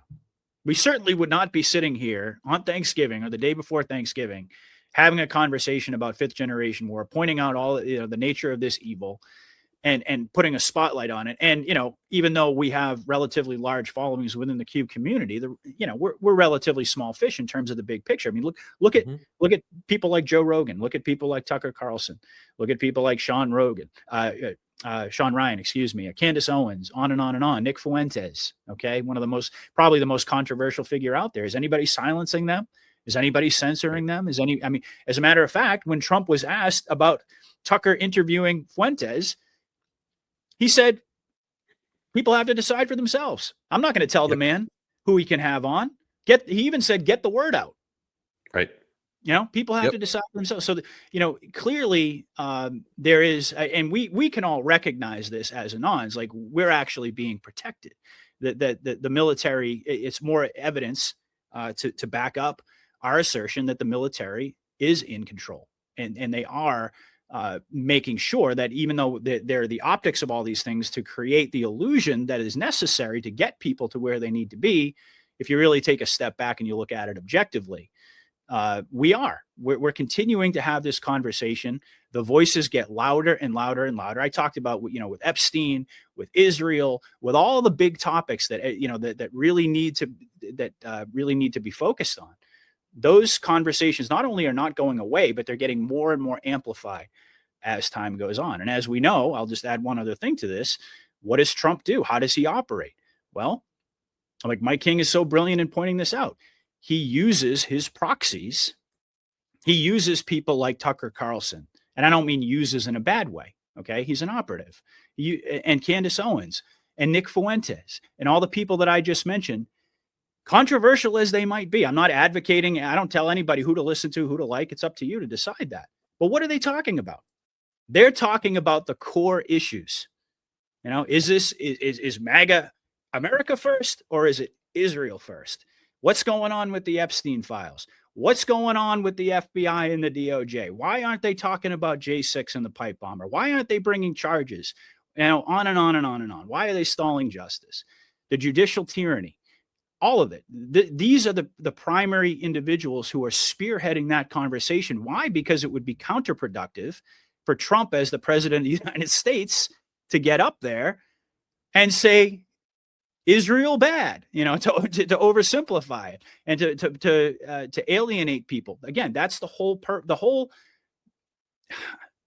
objective to the fifth generation war, is to seed these narratives in a way that is deceptive. Yes, that is, it's very complex, but it's supposed to be that way so that the normies don't recognize what's actually going on, to seed these narratives so that people engage in these conversations, and they're not going away. And I've made the case, about 1 million times now. If the bad guys were really in control and this was all just a big psyop and a big ruse, and we're the real, we're the idiots for buying into it. Okay, well, explain to me then why the most dominant conversations on the world stage are exactly the ones that Q wanted us to have, that are exactly what are outlined in the drops, all of the judicial tyranny, all of the economic injustice, all of the weaponization of the three-letter agencies, the two-tiered justice system, Israel controlling American foreign policy, blackmail, child sex trafficking, human trafficking. These are the conversations that everybody's having right now. So if they were actually, if the cabal were still in power and wielding power, do you really explain to me, make that make sense? Yep. They would use, and did historically. We don't really have, I don't even think we have to make that case, because we were all alive and aware prior to Q ever coming along and Trump coming along. We saw the nature of the world, how these conversations would never see the light of day, not even remote. So here we are.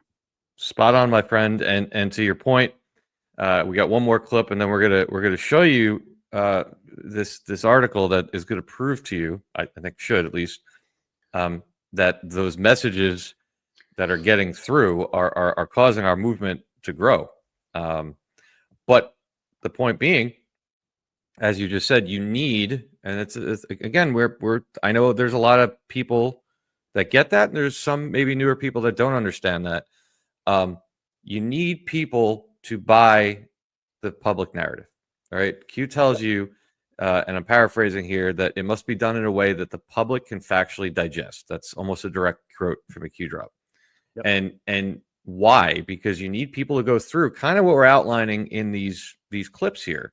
And I think this last one, it's a little on the long side, it's about 5 minutes, but it sums it up perfectly of where, if somebody asked me one time, and I used to not have an answer to this, and it's only recently that I did, where somebody said, well, if you were taking somebody who's not awake and you had to sum up where we need to get them, how would you do it? And for years, I didn't have that answer. And it was only recently that I said, I figured it out. And Sean Ryan says it perfectly here in this next clip. Everything's a lie. If you can get people, now not literally everything, not your mother, not your, but if you can get people to consume some of the basics, and by the way, I think something like the betting in sports feeds right into that with a different audience, right? For sure. If you can get somebody to the point where they could say, we're being lied to and or everything's a lie, they're now prepared for where we need them. We don't need them to get to level Q, right? But again, if you started showing people stuff and say, yeah, the government's messed up, but by the way, here's the solution, skip right over to Q world, they're not going to get there. They would skip over all these other conversations that they're hearing in places like this. So that's where this last clip goes from Sean Ryan and Tucker Carlson. So we'll take a listen here. Others to me is just before I dug into this, it's like there's some things that are fucked up. We're gonna expose it. We're gonna make some changes, and then the deeper you get in, and the more you look around, everything's fucked up. It's like it's like what we were talking about on your show. Everything is a lie, and I mean, we manufacture fake fucking heroes in the military that even I believed went through what they said went through. You know what I mean? And only to find out, like 20 fucking years later, like, holy shit, this entire fucking story is a lie. This is a fucking lie, and that motherfucker is running around. I mean, I can't even imagine the prison that people live in, living a lot. Like, everything that you're known for is a fucking lie. Everything that people come up to you for and praise you about is a fucking lie. Yeah. Your awards are lies. Everything is a fucking lie. You are a. And this is a lot. There's a lot of these people walking around, and I just know a handful of them. And then you look at the politics. I apologize. It was the last clip that was a long one. This was shorter. Everything's a lie. And then, isn't it interesting? Number one, look at if you look at his face, right? Just see if I can get a screenshot of it. You look at his face as he's telling you this. I mean, look at the anger, right? I don't know if it's genuine or not. I'll say it is. But does everyone remember at some point feeling like that, looking like that, reacting that way? That's the first thing that jumps out at me. Yep. And again, apologies for all the F-bombs, guys, but we're adults. We can live with it. Yeah. But the second piece of it is just as a side note for the Anons out there, there is a well-established CIA operative telling you that there are military operators out there that we have revered whose entire story is made up. And then he proceeds to tell you that there's many of them. He only knows a handful. There's many of them. Yet when we bring up things like Charlie Kirk, that's not possible. It's not possible that the White Hats did it in reverse, right? That's just a little side note, but your thoughts on that clip? Yeah, I mean, the how does the saying go? The truth will set you free, but first it'll piss you off. First of all, I think we both agree that Sean Ryan knows a lot more than he's letting on in this conversation, just as Tucker does. What makes a great movie, great actors, right? So but putting that aside, again, it goes back to what we were talking about in terms of mirroring why do people listen to podcasts? Maybe we should just kind of talk about that. They listen to podcasts to get information, to get perspective on things, but primarily, I think that people listen, especially consistently, to a certain individual or a group of individuals because they tend to resonate with those people. They identify with those people. They identify with those feelings, with those emotions. People aren't just watching this conversation and going, yeah, you know what? I'm mad. No, they were already mad before they started watching. They were already disillusioned. They were already thinking everything is, crazy. Everything is so dark. Everything's a friggin' lie, on and on and on. But in order to galvanize the public, you see, I mean, that's the thing. Remember how alone you felt when you first woke up. And indeed, for me, it was the same way. But I have to tell you, it was a whole another revelation when I started to talk about how alone I felt. That lo and behold, there were like tens of thousands of people out there who felt the exact same way and felt like they were all by themselves. So how do you bring people together once they're experiencing that individual precipice that we talked about? You have to give that a voice. And so I think that not only is the conversation in and of itself important in terms of what they're talking about, but it's also an indication that so many people out there, and this is going to tie into what we're going to get into a little bit later, that so many people are already there. The stuff that they're talking about is reflective of millions and millions and millions of people. And every day that this goes on, as frustrating as it may be, what happens? Who benefits? Well, you could say, sure, we're all suffering in the process, and a lot of people are. I get it. I totally understand. That's not lost on me. But when you think about it from a military perspective and the overall objective of the operation, what happens with every passing day? The numbers grow. There are a lot of people out there who think otherwise. Oh, people are getting disengaged. Oh, people no longer care. Oh, this and that. Okay. No, that's actually just you projecting what you happen to be feeling at that given moment. But the reality is far different. People are getting more engaged. They're getting more pissed off. And not only are individuals who are already angry getting angrier, there are more and more folks out there who are waking up every single day that this goes on. The darker it becomes, the more you get people. How many times have we quoted, X-22, for example, talking about, Trump needs to get people on his side. What are they really talking about? This is exactly it. All right. You can't introduce all of these. I mean, you want to talk about shock. They were mentioning that earlier. My goodness, the enormity of what's coming. You want to get people prepared for that? This is the necessary step. First, you have to shock them with just the nature of the world. That we're in this evil paradigm with all of these, with this two-tier justice system where, the same people always get away with the same shit over and over and over. And, all the the rest of us get crapped on all the time. I mean, that's like the first step, but it's a necessary building block to get people ready for the real shocks that are coming. So, and how can you get people excited about the solutions, which we all believe Trump has, if they don't know what the problem is? I know I've said that probably twice already on this podcast, but true. It's exactly what you're outlining. It's exactly why it has to be that way. It's exactly why, again, to keep going back to the construction analogy, like, no one's gonna get a homeowner to fix something in their house until they see it. They're not going to do it. They're certainly not going to celebrate it. So the darker it does get, I think the better the outcome on the other side. And what did Trump keep repeating in his rallies? It was in the context, again, of the fake Biden years, of course, but he was basically saying the same thing that we're saying right now in a different way. Yep. That the good thing about these past 4 years, the good thing about going through this horror show with this total bumbling idiot who's destroying the country, is that when we take the necessary steps, I'm paraphrasing, but when we do what we have to do, when we take the necessary steps to fix it, people will be behind us. People will understand. And it's exactly what you were just talking about.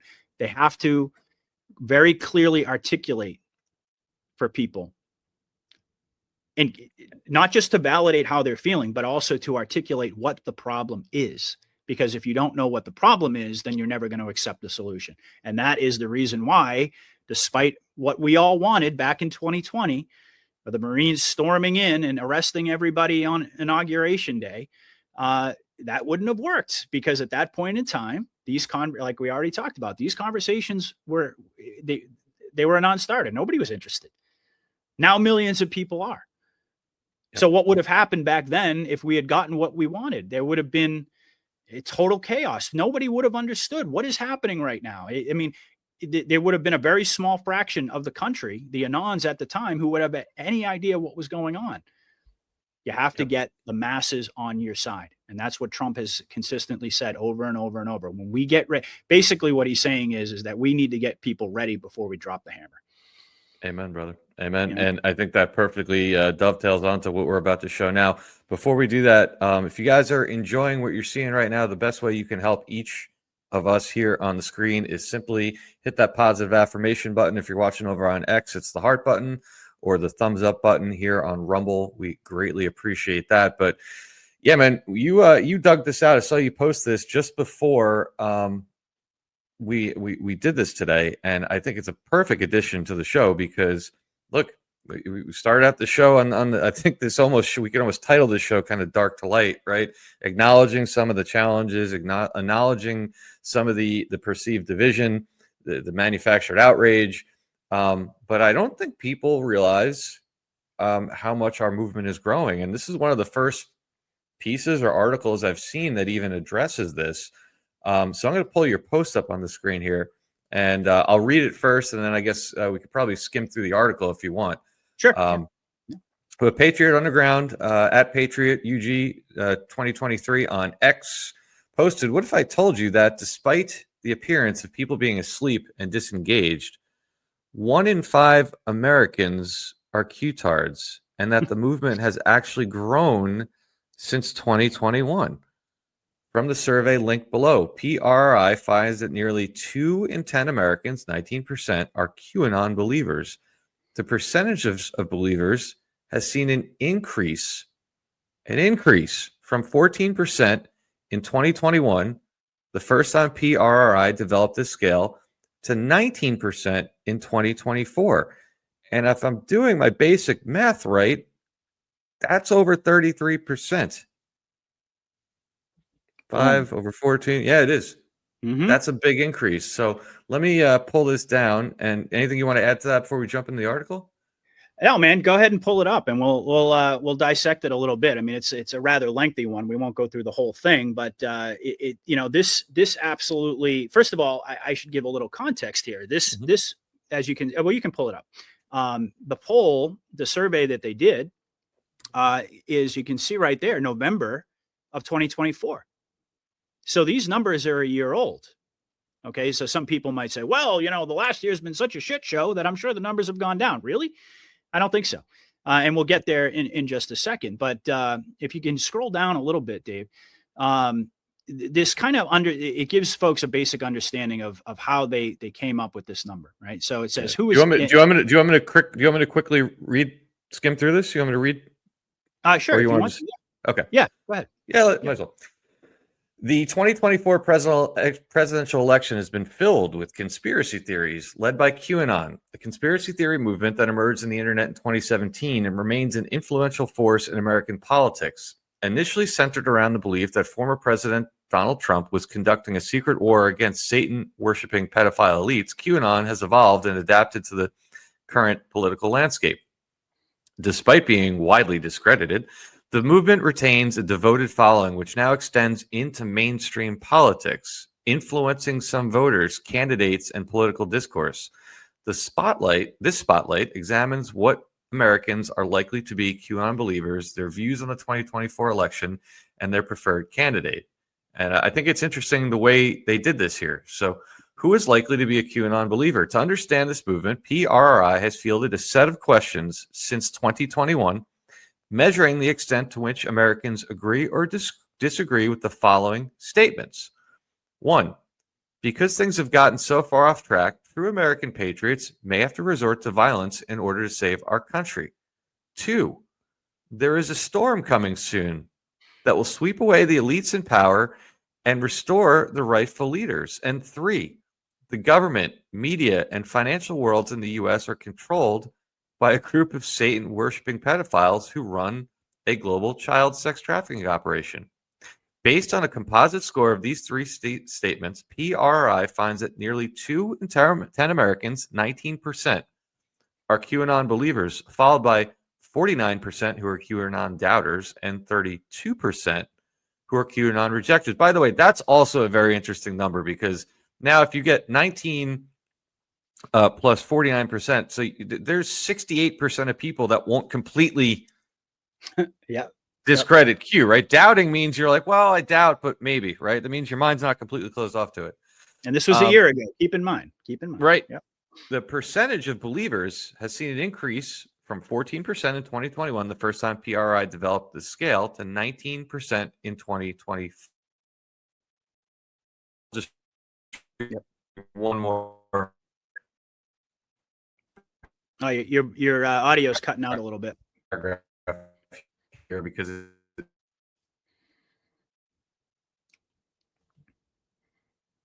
looks like you froze up there, Dave. Does get done, and I'll. All right, I think we're good now. Hold on, there we go. Good. Yep.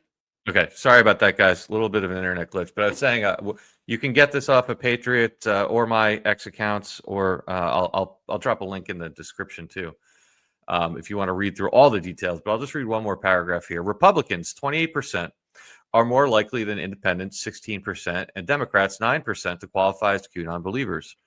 Republicans who hold favorable views of Trump are about 5 times as likely who hold unfavorable views of Trump to qualify as QAnon believers, 32% versus 7%. Americans who most trust conservative news sources, 45%, are roughly 20 percentage points more likely to be QAnon believers than those who most trust Fox News, 27%, or those who do not watch TV news, 23%. Just 12% of those who trust mainstream media news are QAnon believers. Well, no shock there. Also, nearly 3 in 10 Americans who receive, this is interesting, nearly 3 in 10 Americans, so that's 30%, who receive their political information via YouTube, 31% qualify as QAnon believers, followed by 1/4 who get their news via social media or podcast, 22%, 2 in 10 from radio, 19%, or television, 17%, and just 8% from newspapers or magazines. Very, very interesting stuff. What else you want to highlight here, bro? Okay, well, going back to the 3 questions, and there are a few different points that I think are important to highlight here. So the first, or actually, it was a statement. So they conducted this poll, as Dave just outlined for you guys, by presenting their sample audience as any pollster does. And by the way, this is, don't take my word for it, but my understanding is that PRRI is a reputable source. But again, do your own research, come to your own conclusions, okay? But they presented these 3 statements. Now, the first statement, because things have gotten so far off track, true American patriots may have to resort to violence in order to save the country. I don't interpret that as you and I going and grabbing our AR-15s and running out in the streets. True American patriots, that would be the military. Okay. I think that's something worth pointing out there, that, we're not talking about. I agree with you, dude. And I also think it highlights the fact that that lines up perfectly with, look, to go back to what we just spent the rest of the show doing.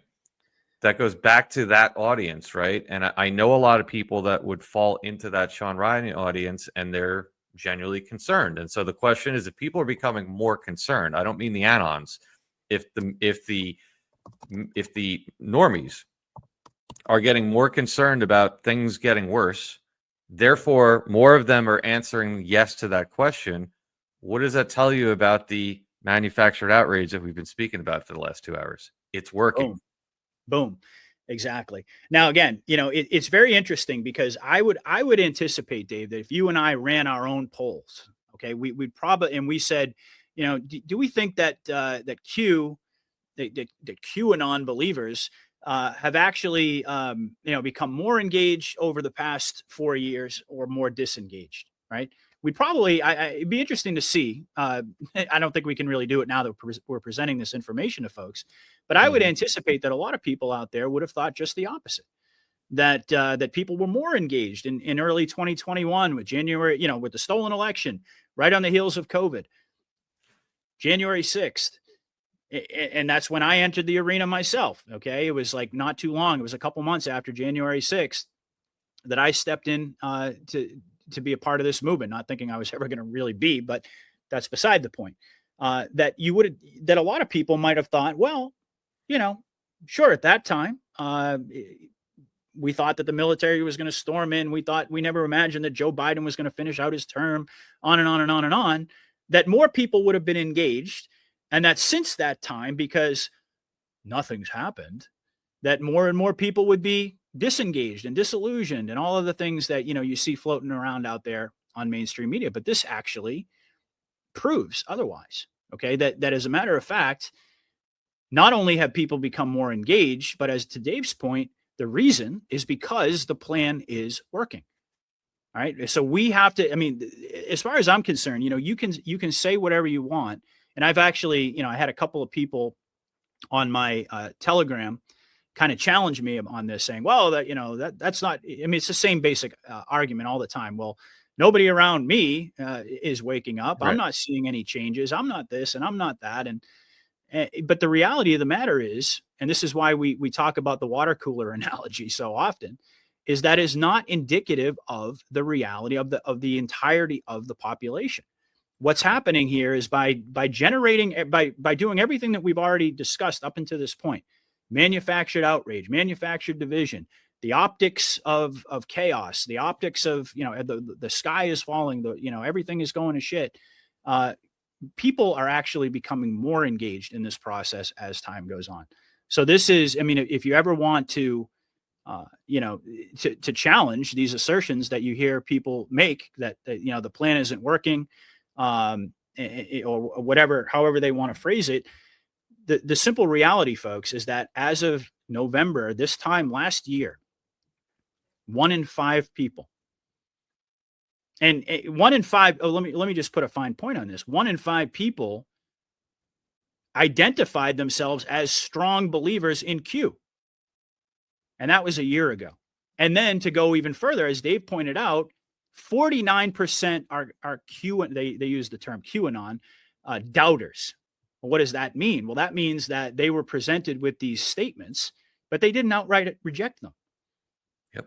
There were parts of these statements that they maybe had a problem with, they maybe weren't fully on board with, but they didn't outright reject them. Now, what does that tell you? That tells you that the plan is working. When we talk about narrative seeding, when we talk about preparing the consciousness of the public, when we talk about the drip process of engaging people where they're at to get them, to move them along, to move the needle, this is exactly what we're talking about. And this is working. This is proof that it's working. So you take a step back and you say, okay, wow, when I saw this, I have to be honest with you, as much as I'm engaged and paying attention, this was surprising to me to see these types of numbers. If you had just texted me today and said, how many people you think out there are actually following Q? I wouldn't have said 1 in 5. No. Honestly, I usually say it's less than 5%. Right. And I narrow down our circles like this, like the full control crowd, to like less than 1%. Right. There are different, there's different subsects of the movement, obviously, but just in terms of like people who are engaged and listening and following Q and have some sort of an idea of what's going on and believing these basic assertions, that's pretty staggering. And so again, that means you're walking around. And I live in Massachusetts. Everybody knows by now. It's one of the most libtarded areas in the country, if not the world. Dave's originally from New York. Of course, he's taking refuge in Florida. I'm kind of jealous, but the reality is, so that doesn't mean that every room that you walk into, that there's going to be somebody who believes in Q or thinks the way you do. But what it does very clearly articulate here is that when you look at the country as a whole, and again, this is just limited to people in the U.S. Forget about the fact of what's going on in the rest of the world. That's a whole other conversation in and of itself. But people in the U.S. Writ large are more and more inclined to be in agreement, at least at some level, with these questions. The minority, only 32%, rejected it outright. It's crazy. Okay, so that was a year ago. Go ahead. Just before you keep going with that, I might be guilty of not listening to my own advice, because I use that same argument with things like Trump and people being awake. Like, listen, don't let your own your own biases and your own things influence your view of things. And again, I've always said, I'm like, when it comes to Q, like people who believe it's real, I don't know, 5% maybe. It's not, it's 19, it's almost 20. But actually, now that I look at this, I was, and I still am surprised by this. But then again, and you're 100% right to point out it's not going to be the same everywhere. But actually, that's more in line with what I've personally experienced. And anyone that knows me will say, the first 9-10 months or so that I was down here, I didn't know a lot of people, so I kind of just kept to myself. And now that I've met some people and I have a little bit of a circle of friends and I see more people regularly, I'm a little bit more apt to have those conversations. And by the way, if you put Joe Rambo in the mix, Joe Rambo meets somebody, he just goes all in with let's talk, right? But it's been a good thing, right? Because my experience down here, I've been shocked at the number of times that I'm sitting somewhere in public and I end up talking to somebody. And like I said, very often it's sometimes Joe more often than me if we're together. But even now I'm a little more apt to do it where I start dabbling into things and then eventually it's, have you ever heard of Q? And the answer is yes, very often. So the more I look at this, I'm like, well, this, and again, you could say it's biased because we're in Florida, but I'm just saying these numbers actually, now that I think about it, kind of line up closer with what I've seen in my own personal experience. Yeah, and again, you were continuing this. This was a year ago. I'm excited about this because again, this was a year ago. Now think about everything that we've gone through since January. Okay. Think about we've documented it. Nobody's done a better job than Dave documenting in granular detail. Okay. The exposure operation that's been going on multiple different levels. Okay. But even if you want to take statement number 3, the government, media, and financial worlds in the U.S. are controlled. Okay. So government, media, and finance are controlled. Keyword, by a group of they didn't water down the language here, folks. They are controlled by a group of Satan worshiping pedophiles. I don't think an Anon could put it any better. Okay. Who run a global sex trafficking operation. Now, again, think about how that statement would have been received. You go back in the timeline, however far you want. I mean, and it's interesting because even in 2021, before we went through the fake Biden years, there were 14% of people who believed this. Okay. That is about the most powerful statement that you can make. So again, to my point here, think about everything that we've been through since January with Epstein alone. Okay. Going back to Trump signing the order to release the files, to the botched rollout, as they called it, with all of the binder gate and all that type of stuff. And then of course the contradictory statements by Kash Patel, Pam Bondi stonewalling justice, to where all the way to where we're at right now. I mean, and there's so much more. I mean, the Epstein saga, you could talk about it all day long. Okay. All of this stuff has come out over the past year. Do we really think that those numbers have actually decreased? No.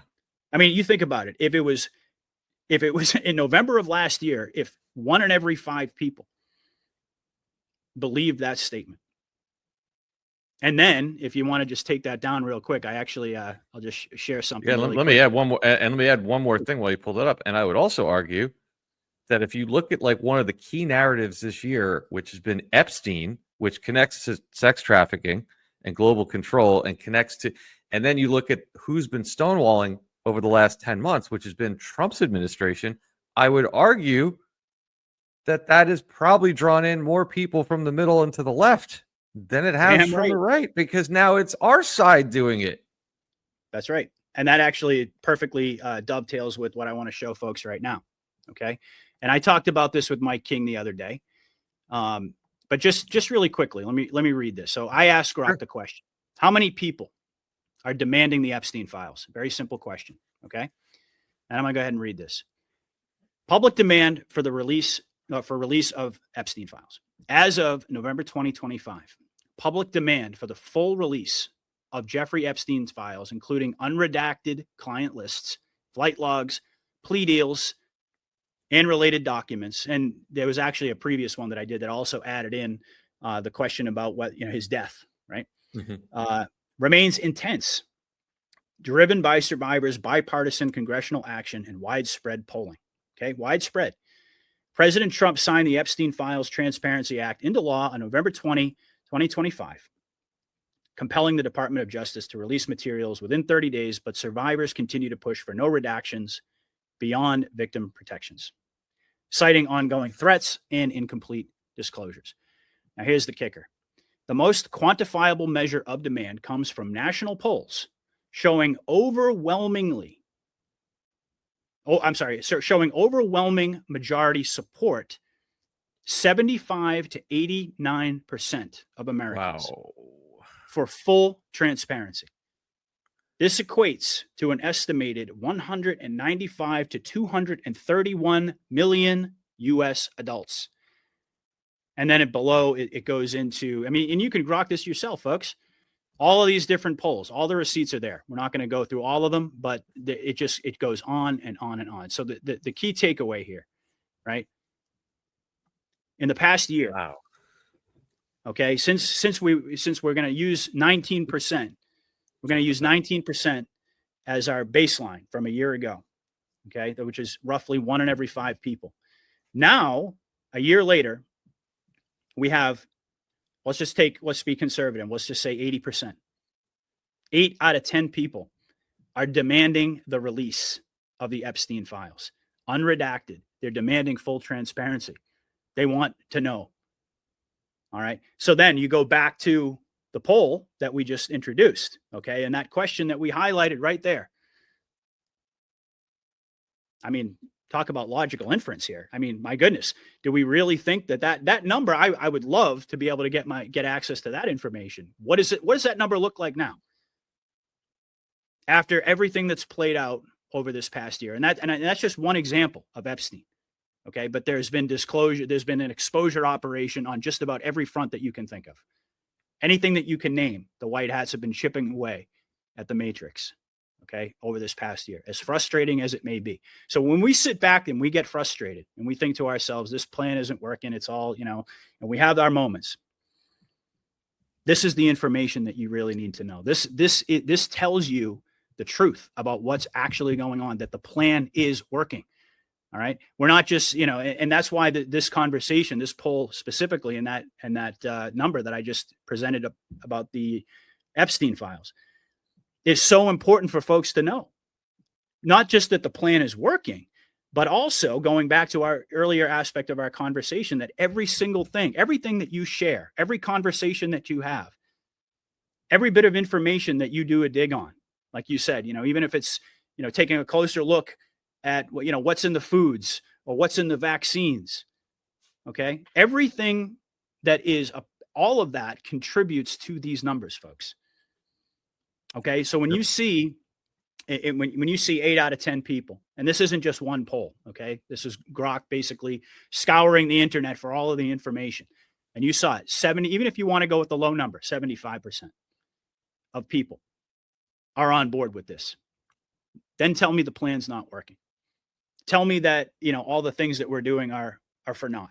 All the efforts and the sacrifices that we've made have been in vain. No. And I would venture to say, quite honestly, that if we were at 1 in 5 a year ago, we're probably at 3 out of 5 at this point. I'm not I'm going to be very interested to see if I can play around with like ChatGPT or something and see if I can I wonder if I can get ChatGPT to take those numbers you had and then what's in this article and see, and anything else out there, and see if maybe GPT can make an estimate on the increase. But I think either way, I agree with you. Go ahead. No, go ahead, please. I was just going to say, even if we hadn't added that extra layer, like even if that poll had just come out and it was for this year, for this moment in time, that would be impressive in and of itself, that 20% of the population is in agreement, full agreement with those 3 very, very strongly worded statements. That in and of itself, to me, would be enough to do a victory lap. But then you add that extra layer on of everything that we've been through over the past year, particularly with regard to Epstein. That paints a pretty compelling picture. And not only that, I mean, there's, what is it, like, I think 16, 17, 18% of people, and you can look this up very easily, only 16, 17, 18% of the people have any faith in the justice system at this point. Right. Okay. So let's say it's 16%. That's like 8 out of 10 people. So yeah, 16% means 84% of people don't. So let's revisit, right? Same logic. If 84% of people have no faith in the justice system, what does that tell you about all the theater that we've had to endure over the last 5-7 years in the justice system? And it continues to this day. You were talking about Comey. So now you're talking about two things, and I'll acknowledge the justice system was a little bit more palatable for people than Epstein. But you're talking about getting to a place where, especially on that one estimate, let's take the high end, 89%. That's getting darn near that 4 to 6% loss forever we were talking about in the Q drops, right? Sure. Can you believe, as divided, and again, going back to the topic of the show, which is the optics of division, right? I think it's brilliant the way you said that, dude. The optics of division. They're just story. That. Can you imagine saying that nearly 90% of the country agrees on something? And by the way, I think you're of the same mindset as me. I don't think Congress actually voted on that, right? We're watching narrative deployments if we believe in continuity of government. So why do you think, and this is the point I was making last week when this all went down, I'm like, wait a second. Time out. We are being, on one hand, again, this is the optics of division. On one hand, you're being presented that these guys, they can't decide what a woman is. They can't agree on opening the government, shutting the government. They can't agree on anything. If the Democrats say up, the Republicans are going to say down. If the Republicans say left, Democrats are going to say right. They can't do anything. But for all of a sudden, and then we were told over the summer, right? At one point over the summer, it was a group of Republicans that were blocking the Epstein files. Then during the government shutdown, it was the Democrats that were blocking it. And all of a sudden we wake up on a Tuesday afternoon and 427-1. Yeah, right. Like, those two narratives can't exist. They can't coexist.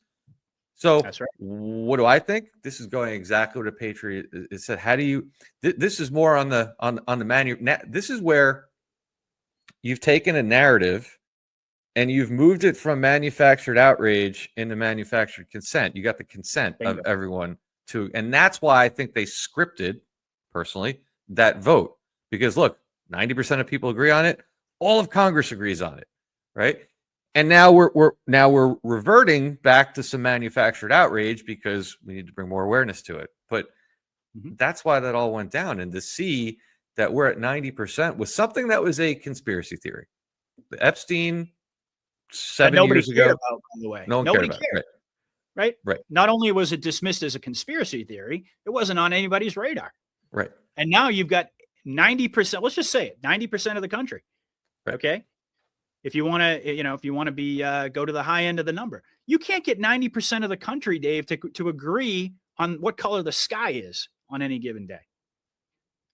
And you've got 90% who are on board with this and saying that we're demanding transparency on this issue. And what did we talk about a little while ago with Q? The Q drops. Transparency is the only way forward. And think about the psychology of it, right? What did we just establish with the Sean Ryan videos? Like, I think it's a safe assumption. Mike King said, you've said it. We all say the same thing. We know the psychology of waking up, right? To some degree, we've all been through it. And one of the big things is, well, wait a second. When somebody lies to you, what's your next question? Well, if they lied to me about this, what else are they lying about? So now when you see the government playing this giant, which I believe, kayfabe game of Cash won't do it and Bonnie won't do it and Bongino's doing this and that, And by the way, it's trickling over to the Trump assassination. That's going to come into play too. It's trickling over into many other things. Well, what is it doing? The people just acknowledge that now you have 90% of the people in favor of it. You have Congress passing it. There's probably going to be rug pulls involved, and people are all now. You got 90% of the country all at the same time going, "Wait a second, they are stonewalling us. They're blocking us," which means they're going to say, "Well, if they're doing this, what else are they blocking us on?" Bingo. Exactly. And we all know that Epstein is not a minor issue. Okay. I mean, what was that for the first question in that poll? It was, and it mentioned, the financial, the government and entertainment industry, the financial media. world, Wall Street, media. Yep. Okay. We know that Epstein was involved. He was the front man for this blackmail operation for the whole wide spectrum of it. Like some people want to say, well, it's just, somebody actually said this to me. Well, this is just about Epstein, but people don't really know about 9/11 and they don't really know about COVID. And they don't, it's like, look, you can pick it apart all you want. And you can you can try to downplay what we're presenting to you here, folks. But the fact of the matter is that Epstein unlocks pretty much everything. Okay. There's a reason why. And I mentioned this earlier, that the conversation about Epstein is not only not going away, but it's getting amplified with every passing day. Same with Israel, because it ties in every aspect of the corruption. How are they able to, how is the cabal, going back to basics here, right? How is the cabal able to get everybody to go along with this satanic agenda? Well, they had them blackmailed. Okay. Why is it that all of the major nodes of power, and again, we're seeing the optics of it now. You and I have talked about this even with Cash. How are they going to unravel that knot of him seeming to, sort of be stonewalling the process here, and Pam Bondi and everything? And you actually made the statement that, they could unwind it in 17 seconds by just saying that, they were being blackmailed by Israel.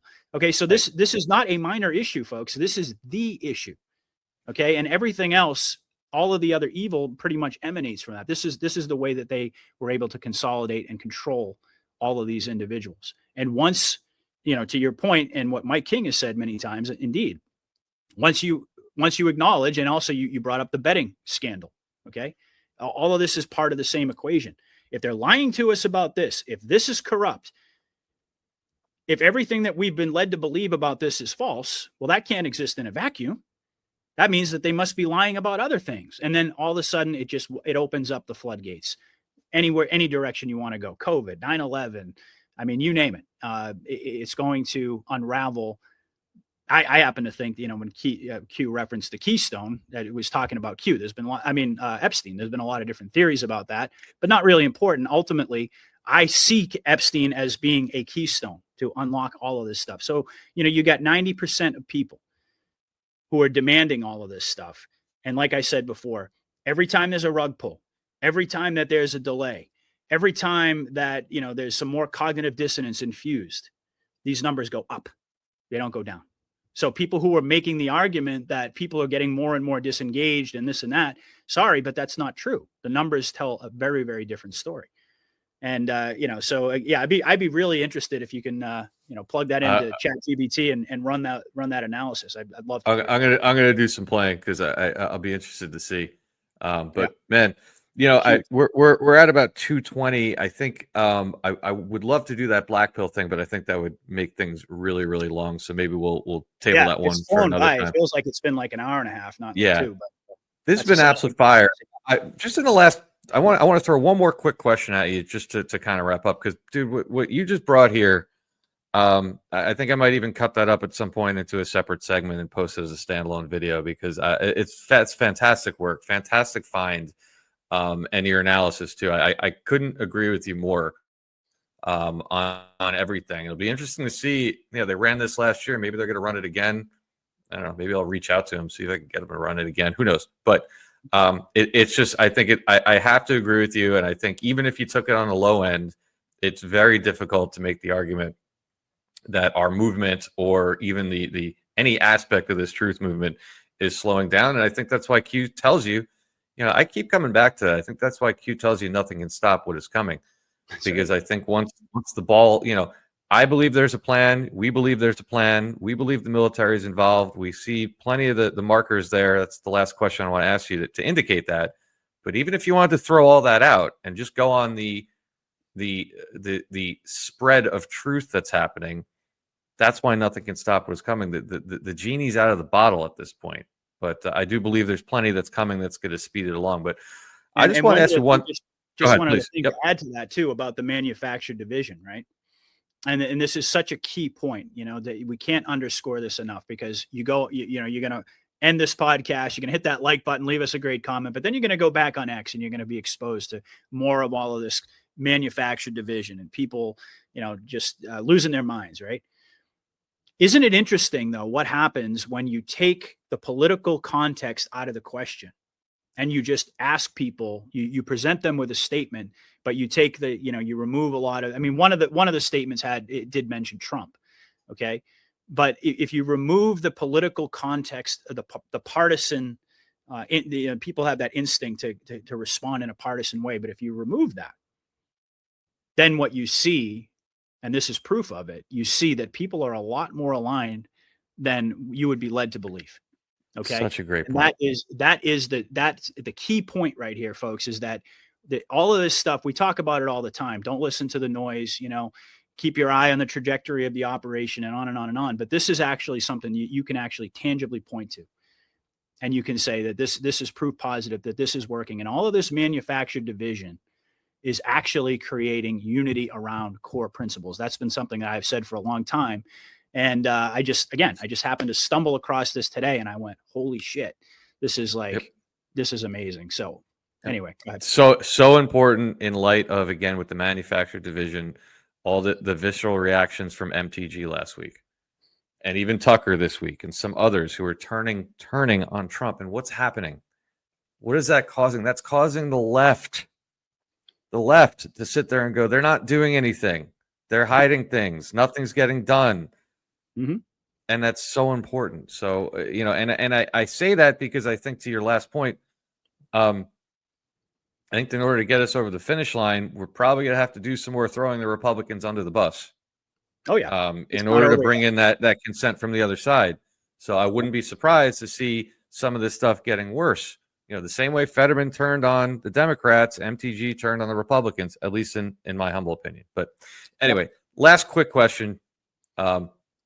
By now, everyone's seen all this stuff. The stuff with Senator Kelly, it just again, we recorded this on Wednesday. So just this morning, we already here's the letter from last night for the Secretary of the Navy, that the Department of War recently received information regarding potentially unlawful comments made by Captain Retired Mark E. Kelly. Public video.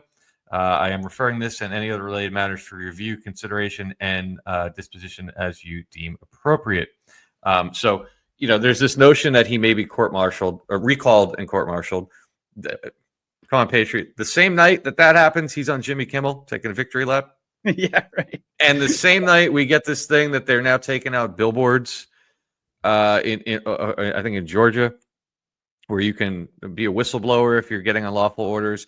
And just before we came on the air today, they're also now Fox News is saying on top of it, they caught him. Now he's trying to fundraise off of this, even though he's worth $20 million. So it's just like the dominoes are coming down on this guy, which is big time, in my opinion, usually indicative of a psyop. But I guess what I find interesting, one of the things I think we threw it around the last time we were on, and it's been, I know, an ongoing dialogue for all of us, is we have the judge advocate generals in DC. We have potentially 600 more on standby for immigration issues.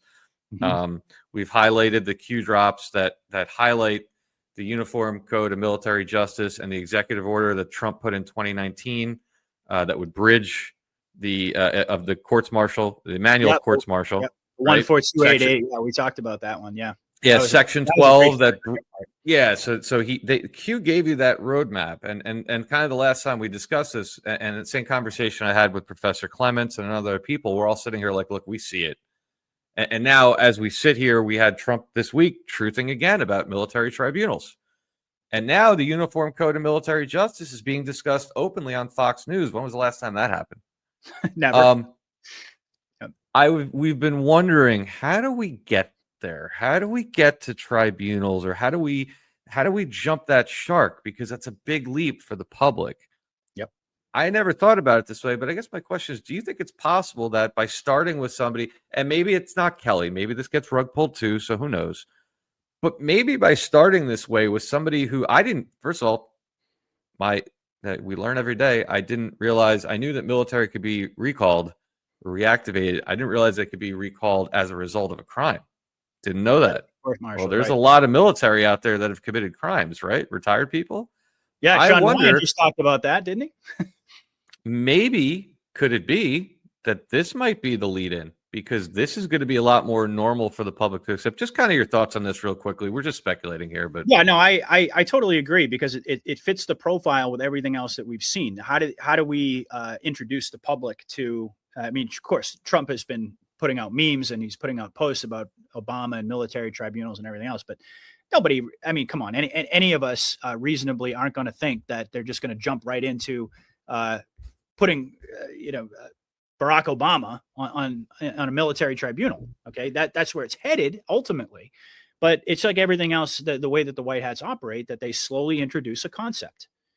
All right, and they do it in a way that is relative. I mean, sure, again, optics of division, putting that aside for the moment, but they do it in a way that's really hard for people to dismiss outright, because what did these individuals do? Okay, and again, all part of the scripted movie. They put out this video urging members of the military not to follow unlawful orders, even though they know full well that Trump has not issued a single unlawful order. Okay, clearly sedition. There's really not, from a legal standpoint, it's pretty cut and dry. All right. So how are they going to introduce this idea of getting the military involved, of tribunals? How are they going to lead into the public? I think you're onto something there. I mean, that was actually one of the first things that jumped out at me when I saw this story, because we've been talking about treason for a long time. We've been talking about sedition. We've been talking about a transfer to military jurisdiction, one Executive Order 14288, the bridge between the civilian code of justice and the UCMJ. But that hasn't been a national conversation, right?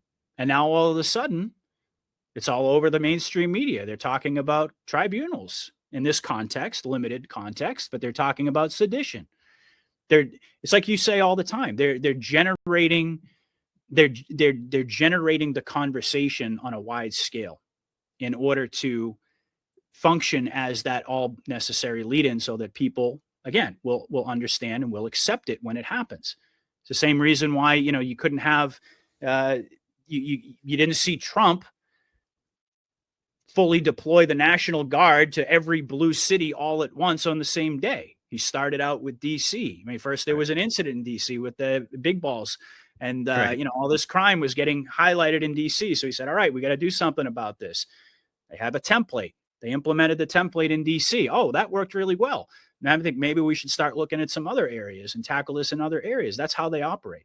So I think this is perfectly aligned with that. They're basically dipping the public's toe into this concept of military justice, recalling Kelly so that he can be court-martialed. Again, like you said, we don't know how this is going to play out. It could be another rug pull. There could be a million other different variables here that are going to come into play, and likely are, because what happens most of the time when we even begin to think we have our finger on the pulse of where this is going, right? It always goes in a different direction. There's always a different twist and turn. For operational security, you can understand that pretty obvious why they do that. But it seems to me pretty aligned with how the White Hats operate. So yeah, I do think that this is perhaps the very early stages of generating this national conversation about sedition, about treason, about what that actually looks like and what are the consequences for that. I mean, Trump puts out the post basically saying that it's punishable by death. And a lot of people are like, oh my God, but again, that's the initial shock that they have to get people over. Like the initial, like, oh my God, this is punishable by death. He's actually, calling for the death of these people, but they're going to let that marinate for a while. They're not going to just jump right in and start executing people. They're going to let the idea marinate for a while. They're going to get people talking about it. And as that process goes, just like we've seen with everything else, more details are going to come out. Right. And then there's going to be, an even broader conversation. And then before long, we're probably going to start seeing the same types of conversation we're having now on Tucker Carlson, and Joe Rogan, and that's how they operate. So yeah, that's the direction I think we're headed. I agree, and I think it's important to point out that by the time next week rolls around, the whole thing could be another rug pull. But I think what's important is what you laid out and how it fits the pattern, and the fact that when you see everything and how quickly this got deployed and how quickly it came out and how quickly one comes after another, and then just like I always say, who benefits, right? You have to ask yourself, if you don't think this is a psyop, and in my opinion, a white hat psyop, like, what benefit did they get out of this? Zero. What do you say? They raised money off of it? Okay, come on. You're talking about this entire thing with exception has gone like everything else they do. It's like when the senator from Maryland flew down to see the Maryland man, right? Kilmar Abrego Garcia, right? That was such an obvious side, because you say to yourself, what benefit did they get out of that? Absolutely zero. So at the very least, whether or not this actually moves forward, as you said, or not. Yeah, because the optics look terrible. There's no benefit for them. No, none. Zero. They politicians posture all the time. We know that, right? But the all important question, like you outlined, do they really benefit? Who's actually benefiting from this? The optics are absolutely terrible. Most of the country's looking at this Kilmar Abrego Garcia thing and going, "What the hell is this? This is crazy." And that's, I think, exactly what they want. Is they want to and this also ties in. They want to highlight how insane these people are and how they operate in order to generate that manufactured consent. And it's also going to trickle down. I mean, we've been seeing ever since Tom Homan stepped onto the scene and started with the deportations, and we're seeing, in places, particularly like, in California with Newsom and with Pritzker and Brendan Johnson in Chicago, the posturing, even in my home state of Massachusetts, Michelle Wong, the mayor of Boston, and Governor Healy, putting up all of these roadblocks and basically laying out the case for everybody to basically to discuss. Like, we're not going to cooperate with ICE. We're going to obstruct justice. And so I think that this is also tied into that as well, because this is a lot easier, I think, for people to understand. Now, we can see that and we can say, well, yeah, I mean, Homan should just go arrest these people. And by the way, I'll remind everybody that when he was asked that question, why don't you arrest these governors? And why don't you arrest all these people who are, engaging in insurrection? And he just had that big shit-eating grin on his face. And he said, wait till you see what's coming. That's right. Remember that? Yeah. So great point. That would have been too much of a jump too quickly. But this is the type of situation where you manufacture it. You have them put out a video, very clear cut legally, okay, that this guy and the other individuals involved in the video, they were calling for sedition. They're telling the military, these are elected officials who are telling members of the military not to follow. I mean, they said don't follow illegal orders, but there aren't any. So basically what they're saying is that you should defy the commander in chief. So it's a lot easier for people to understand and put in its proper context of sedition. And then it opens up a much wider conversation about insurrection, about treason, about sedition, about what these individuals are engaged in. Yep. And I think even the wording of it, which does sort of, we know what they meant and the tone, right? But they actually scripted in a way where there is a little bit of a gray area. And you say to yourself, well, yeah, why didn't they just tell him not to listen to the president? Well, that would have been a little bit too much of a shark to jump. So if you make it a gray area, it gives the public controversy breeds conversation. It gives people the opportunity to debate. Debate brings awareness, brings it up in the public. If it was something over the top, it wouldn't have worked to that degree. And to me, it wouldn't be an effective psyop if that were the case. They have to have that gray area, that kind of, however you want to characterize it, sort of like a little bit of plausible deniability there to prompt people to get into the debate. That's the whole purpose of this, is to prompt people in, to engage people, just like they did with Epstein. Okay, to engage people in the conversation, to get people to pay attention.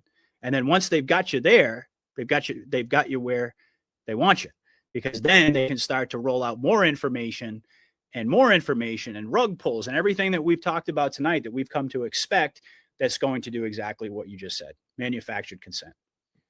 So Brilliant analysis as always, my friend. This has been absolutely fantastic. I really enjoyed it. I Yeah, I hope loved it, you man. It was guys, great. I hope the audience did as well. I ask you guys one more time, if you could hit that thumbs up on Rumble or the heart on X. We greatly appreciate it. This has been great. And Patriot, as always, it's an honor and a pleasure to do this with you, my friend. And let me give you a Likewise, chance man. to get some final thoughts in on this Thanksgiving Eve. Honestly, there's been an amazing conversation. Dave and I, when we get together, it's always great. The three of us get together, it has a certain dynamic, but then there have been a couple occasions when you and I have just gone one-on-one. And I love it. I absolutely love it. The time just flew by. And we covered so much important information tonight. So again, I hope people appreciated this. And on a day where we're taking stock of our lives, and we're expressing our gratitude and being mindful of all the things that we have to be grateful for. Hopefully this will be a nice addition to the holiday, and that, people will be able to see that indeed all of the efforts that you've made. Okay. And again, I think this is so important for people to understand and to emphasize this point, that every single person out there watching, no matter how big or small, the efforts that you've made to try to spread awareness, okay, to spread information, whether it's directly trying to red pill people or just simply asking questions or prompting people to do their own research. We've shown you the receipts there tonight. It is working. Okay. This is working. It is absolutely incredible to be a part of this movement. And we're living through the historic transition from dark to light. And like I said earlier, and you mentioned it before, there's going to be a lot more rug pulls, folks. Just accept it. Okay. There's going to be more rug pulls. And by the way, don't set an unrealistic standard for yourself. If you're going to get frustrated on a certain day, fine, get frustrated. I've been there. I do that. It's okay. You want to, take a step back because you need to kind of rebalance yourself. By all means, you should do that. But at the end of the day, like I said, duty calls, and all of us are continuing to show up for this mission.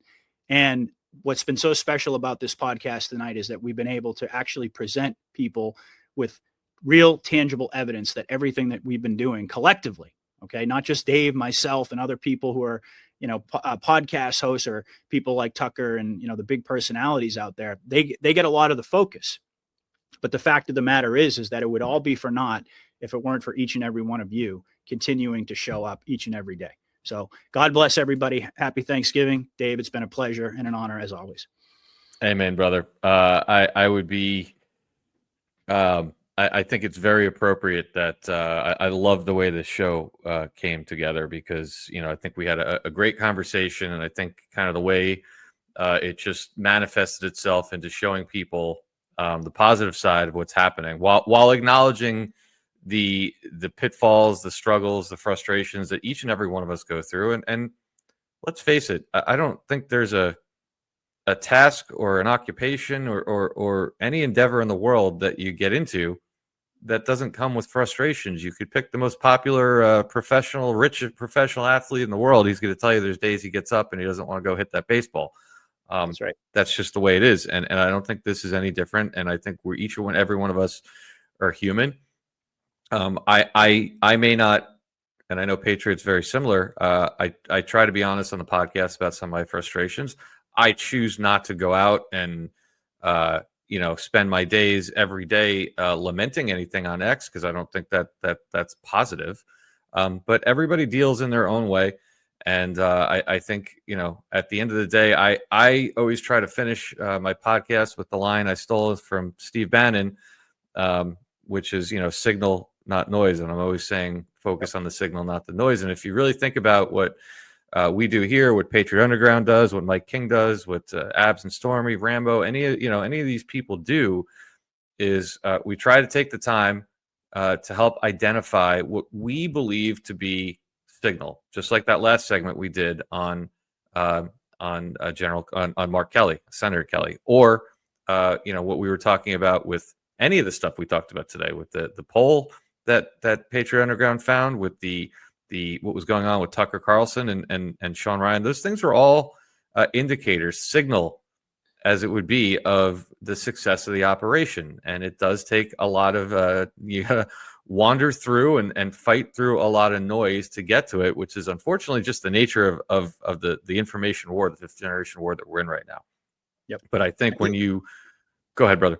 No, go ahead. I just wanted to say, and it's also part of the equation here that we are, like you mentioned, there's no such thing as nirvana, right? I mean, like, no matter what you do, no matter what your lifestyle is, how cushy it is, whatever, we all have days, we all have difficult days. But this podcast especially should serve as positive affirmation for people, for that all of the efforts that you've been making. And by the way, not just that it's working, but also keep in mind that we are essentially pioneering the navigation of a fifth generation war. I mean, that's also something that's important to point out here. We are, at least to my knowledge, this is unprecedented. So we're going through something, and we're attempting to help navigate this process for on behalf of our audiences who we love so much out there, in something that has never ever actually humanity's never gone through this process before. So that's also something to keep in mind. I just wanted to insert that there, Dave. But sorry to. No, you're 100% right. There's actually that exact cue drop that starts. This has never been attempted before. Use of civilians. It goes on. There's no handbook for this. There's no class for this at the War College. There's we have General Flynn's books, of course, but there's nothing that. And I would imagine that that's even happening at the military level to some extent, that they've had to pivot, make adjustments, because when you think about it, if you understand the way we do, which is not all of it, but the grand scope of what's actually happening, and we're, when Q says we are the gatekeepers of all information, and how that applies to the mass populace, like, I'm sure even there's certain contingencies that they had to account for because this has never been attempted before. And, right. I think that what I respect about you, Patriot, like many other Anons out there, is we are all have maintained that we're not here to tell you what's going on. We're not here to tell you what to believe. We're not here to tell you what's going to happen. I personally don't believe there's anyone that can tell you that.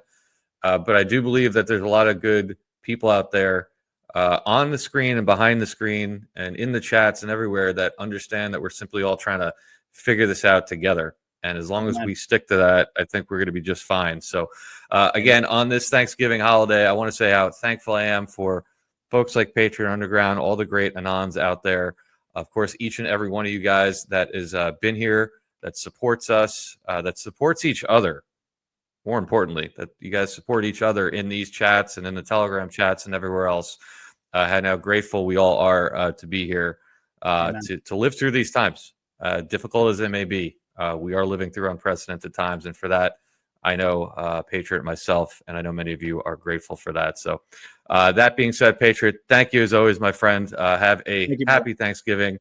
And as far as over here, Patriot, you have anything coming up this weekend or tomorrow night? As a matter of fact, I'm going to be on with DC Lidstone on Friday. He invited me on his show. So I've actually never talked to him before. I've seen him on several podcasts, including with you. He seems like a really great guy. So I'm looking forward to that. And then after that, I'm just going to, enjoy the holiday weekend. And I'm going to, like I was talking about before, just take a step back. Always have one eye on the news at least, but take a step back, enjoy, just enjoy, be grateful, and gear up for battle next week. So I'll be back with the great Mike King on Monday, of course.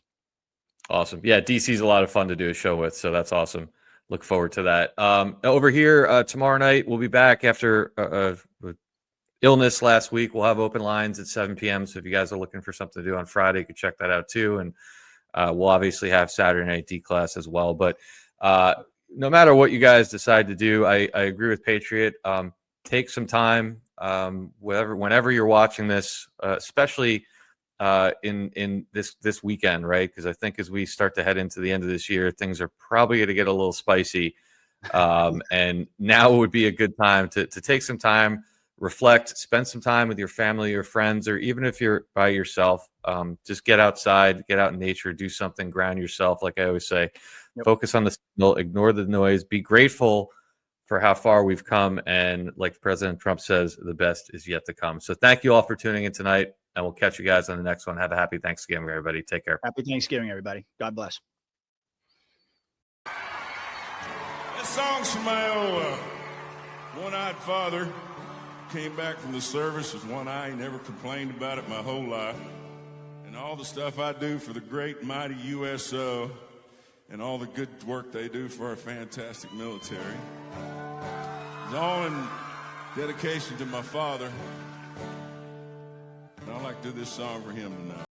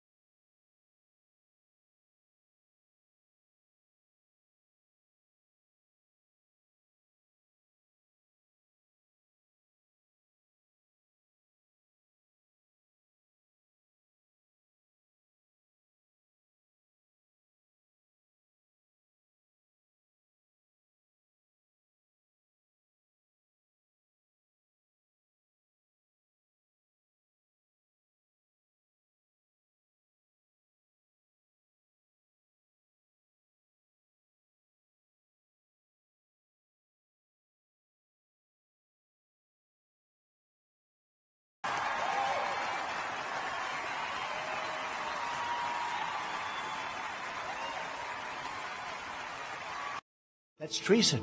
That's treason. They say, holy shit, they caught us.